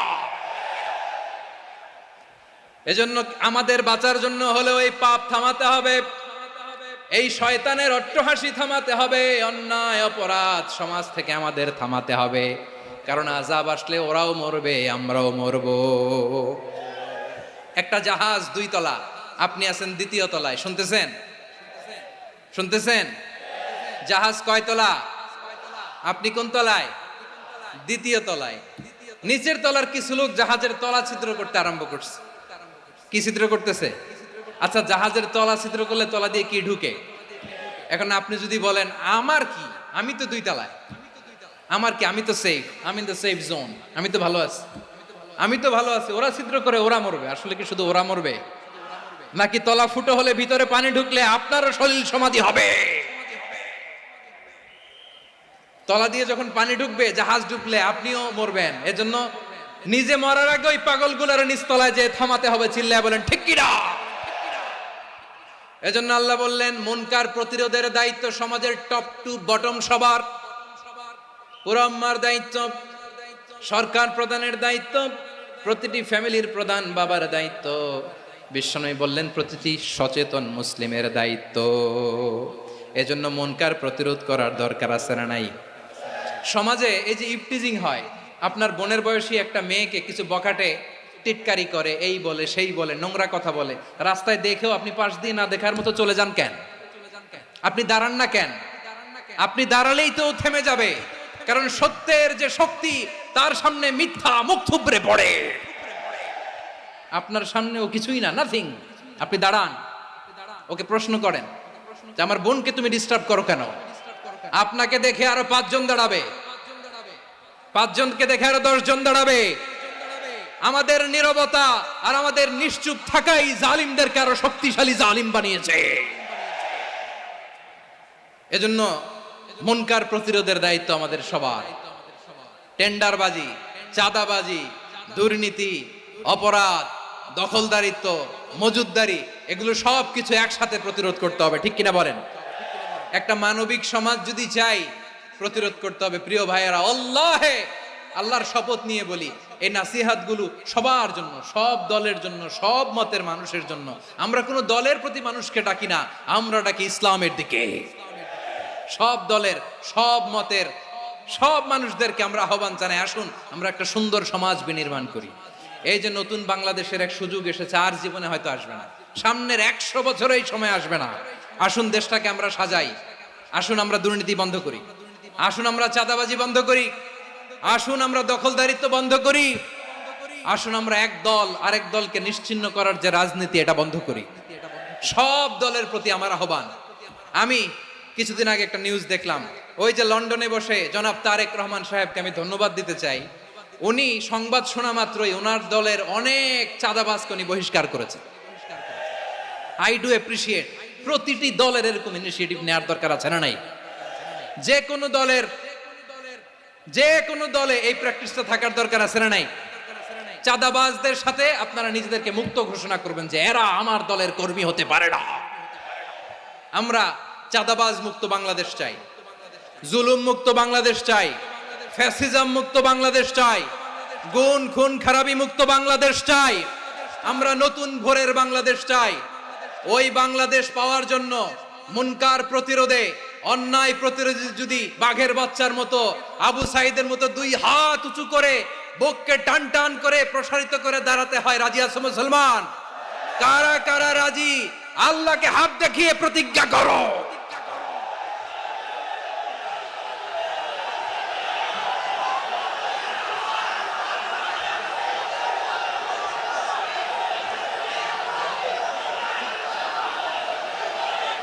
আমার প্রিয় ভাইয়েরা বসুন, বসুন আমার ভাইয়েরা। রাব্বুল আলামিন বলেন, ওয়ায়ানহা আনিল ফাহশাই ওয়াল মুনকারি ওয়াল বাগি ইয়াইদুকুম লাআল্লাকুম তাযাক্কারুন। বসুন। আল্লাহ বললেন, আমি অশ্লীলতাকে নিষেধ করি, আমি সব ধরনের মন্দ কাজকে নিষিদ্ধ করি, সব শেষে আমি সীমা লঙ্ঘনকে তোমাদের জন্য নিষিদ্ধ করি। আলোচনা মনে আছে তো, না ভুলে গেছেন? নিষিদ্ধ করেছেন কয়টা জিনিস? 1 নম্বরে অশ্লীলতা, 2 নম্বরে মুনকার তথা সব মন্দ কাজ, 3 নম্বরে আল বাগি সীমা লঙ্ঘন, ক্রসিং দ্য লিমিট। সীমা লঙ্ঘন করা ভালো না। We all should know our limits. চিল্লায় বলেন ঠিক কিনা? একই আয়াতে আল্লাহ বললেন, কুল ইন্নামা হাররামা রাব্বিয়াল ফাওয়াহিশা মা যাহারা মিনহা ওয়া মা বাতানা ওয়াল ইসমা ওয়াল বাগিয়া বিগাইরিল হক। অন্যায় ভাবে যে অবাধ্য হয়, যে সীমা লঙ্ঘন করে, তাদেরকেও আমি এটা হারাম করে দিলাম। সীমা লঙ্ঘন করা হারাম, সীমা লঙ্ঘন করা হারাম। আল্লাহ বারবার বারবার আমাদেরকে ওয়ার্নিং দেয়। যখন আমরা থামি না তখন আল্লাহ ধরে, আর যখন ধরে তখন ছাড়ে না। ধরে ধরে ধরে না, ধরলে আল্লাহ। ফেরাউনকে কিন্তু হুট করে ধরে নাই, আপনারা জানেন 9 বার ওয়ার্নিং দিয়েছে। ফেরাউনকে আল্লাহ তাআলা ওয়ার্নিং দিয়েছিল কয়বার? বীর চট্টলার বীর সেনানীরা আওয়াজ করে বলেন, ফেরাউনকে ধরার আগে ওয়ার্নিং দেওয়া হয়েছিল কয়টা? রাব্বুল আলামিন বলেন, ওয়ালাকাদ আতাইনা মূসা 9 আয়াতিন বাইয়িনাত। 9টা মুআজিজা দেখিয়েছি। 1 2 3 বারবার এইভাবে রিমাইন্ডার, ওইভাবে রিমাইন্ডার, এইভাবে নসিহাত, ওইভাবে দাওয়া। ফাকুলা লাহু কাওলান লাইয়িনা, নরম করে বলো, সফট করে বলো, যত ওয়ে হতে পারে দাওয়া মেথডোলজির। মূসা আলাইহিস সালামের সব অ্যাপ্লাই শেষ। 10ম বারে যে আল্লাহ ধরছে, 10ম বারে যে ধরেছে। এজন্য আল্লাহ বলেন, আমি সীমা লঙ্ঘনকে পছন্দ করি না। কোরআনের অন্য আয়াতে বাগীকে বলা হয়েছে আল ইতিদা। সীমা লঙ্ঘন যারা করে তাদেরকে আল্লাহ বলেছেন মুতাদিন। ওয়াকাতিলু ফি সাবিলিল্লাহিল্লাযীনা ইউকাতিলুনাকুম ওয়া লা তা'তাদু ইন্নাল্লাহা লা ইউহিব্বুল মুতাদিন। আমি সীমা লঙ্ঘনকারীদেরকে কঠিনকালেও পছন্দ করি না। আমরা যেন সীমা লঙ্ঘন না করি। রাজি আছেন তো? যে কোনো ক্ষেত্রে ইবাদতে যেন সীমা লঙ্ঘন না করি। অনেকে আমরা ইবাদতে সীমা লঙ্ঘন করে ফেলি। বিশ্বনবী সাল্লাল্লাহু আলাইহি ওয়াসাল্লাম যেটা শিখিয়েছেন, এর বাইরে যে অতিরিক্ত বুজুর্গ হতে চায়, এরকম আছে না নাই? করা যাবে না, কোনো ক্ষেত্রেই সীমা লঙ্ঘন করা যাবে, এমনকি যুদ্ধ ক্ষেত্রেও না। বিশ্বনবী সাল্লাল্লাহু আলাইহি ওয়াসাল্লাম বলেন, খবরদার যুদ্ধ ক্ষেত্রেও সীমা লঙ্ঘন করো না। কি সুন্দর ইসলাম আমরা পেয়েছি। বিশ্বনবী বলেন, খবরদার যুদ্ধের ময়দানে কোনো নারীর গায়ে হাত তোলো না, কোনো শিশুর গায়ে হাত তোলো না, কোনো গবাদি পশু হত্যা করো না, কোনো শস্য ক্ষেত্র ধ্বংস করো না, ইবাদতরত অন্য ধর্মের কোনো সন্ন্যাসীর গায়ে হাত তুলো না, বলেন সুবহানাল্লাহ। তাহলে আমরা সীমা লঙ্ঘন করতে পারবো? প্রিয় ভাইরা, একটা সুখী, সমৃদ্ধ, শান্তির সমাজ, মানবিক সমাজ যদি আমরা গঠন করতে চাই, আমাদের আল্লাহর দেয়া কয়টা আদেশ মানতে হবে বলেন দেখি? সবাই বলেন কয়টা? আর বেঁচে থাকতে হবে কয়টা জিনিস থেকে? আওয়াজ করে বলেন কয়টা? আচ্ছা, আদেশ নাম্বার 1 কি ছিল বলেন? আল্লাহর আদেশ কি? 1 নাম্বার আদাল, ন্যায়পরায়ণতা। আমরা সুবিচার, সুশাসন, ন্যায় বিচার চাই কি চাই না? 2 নম্বরে কি ছিল? মাশাআল্লাহ, আওয়াজ করে বলেন 2 নম্বরে কি ছিল? ইহসান, আমরা যেন সবার প্রতি দয়া পরবশ হই, ইহসান করি। 3 নম্বরে কি ছিল? নিকটাত্মীয়দের দান করা, তাদের অধিকার প্রাপ্য বুঝিয়ে দেওয়া। পাশাপাশি 3টা জিনিস থেকে আল্লাহ বারণ করেছেন, নিষেধ করেছেন। তার প্রথমটা ফাহশা, অশ্লীলতা। অশ্লীলতার সাথে আমাদের কোনো সম্পর্ক। আজকের এই ঐতিহাসিক চট্টগ্রামের প্যারেড ময়দান থেকে আমরা যত ধরনের মা যাহারা মিনহা মা বাতান, প্রকাশ্য অপ্রকাশ্য, দৃশ্যমান অদৃশ্যমান, সব অশ্লীলতা থেকে নিজেদেরকে মুক্ত ঘোষণা করলাম। অশ্লীলতাকে আমরা না বলে দিলাম। আওয়াজ করে সবাই বলুন নো। অশ্লীলতার সাথে আমাদের কোনো সম্পর্ক। 2 নম্বর নিষেধাজ্ঞা কি ছিল? আল মুনকার, সমাজের যত মন্দ কাজ এগুলোকে আমরা প্রতিরোধ করব। রাজি আছেন তো সবাই? 3 নম্বরে আল বাগি, সীমালঙ্ঘন। কোন মুসলিম সীমালঙ্ঘন করে না, এমনকি যুদ্ধ ক্ষেত্রেও না। আওয়াজ করে বলেন ঠিক কি না? রাব্বুল আলামিন শেষে বললেন ইয়াইদুকুম লাআল্লাকুম তাযাক্কারুন, আল্লাহ তোমাদেরকে উপদেশ দেন যাতে তোমরা শিক্ষা গ্রহণ করো। আমরা উপদেশ দিব, আমরা জোর করে কাউরে কিছু মানাতে চাই না। লা ইকরাহা ফিদ্দিন ওয়া যাক্কির ফা ইন্না যিকরা তানফাউল মুমিনিন। উপদেশ দিলে এটা মুমিনদের কাজে দেয়। লাস্তা আলাইহিম বিমুসাইতির ইন্নামা আনতা মুযাক্কির। নবী হে, আপনি রিমাইন্ডার দাতা, আপনি উপদেশ দিবেন। আমরাও বিশ্বনবীর এই হাদিসগুলো থেকে, কোরআনের আয়াত থেকে রিমাইন্ডার, এই কথামালা, বাণী বাহক হিসেবে এই বাণীগুলো আপনাদের সাথে কাছে পৌঁছে দিলাম। আমরা আল্লাহ তাআলার কাছে প্রার্থনা করি, আল্লাহ আমরা যেন আদল দিয়ে আমাদের সমাজকে গঠন করতে পারি। আল্লাহ আমরা যেন ইহসান করতে পারি, আমরা যেন নিকটাত্মীয়দের দান করতে পারি। আল্লাহ যত ধরনের অশ্লীলতা, অনাচার, মন্দ কাজ, সীমালঙ্ঘন, অবাধ্যতা থেকে যেন আমরা বেঁচে থাকতে পারি। আল্লাহ তাআলা আমাদের সবাইকে কথাগুলো বোঝার ও আমল করার তৌফিক দান করুক। হাযা মা ইনদি ওয়াল ইলমু ইনদাল্লাহ আলাইহি তাওয়াক্কালতু ওয়া ইলাইহি উনীব। প্রিয় ভাইরা, আমি আপনাদের সবার জন্য দোয়া করি, আপনারাও আমার জন্য দোয়া রাখবেন।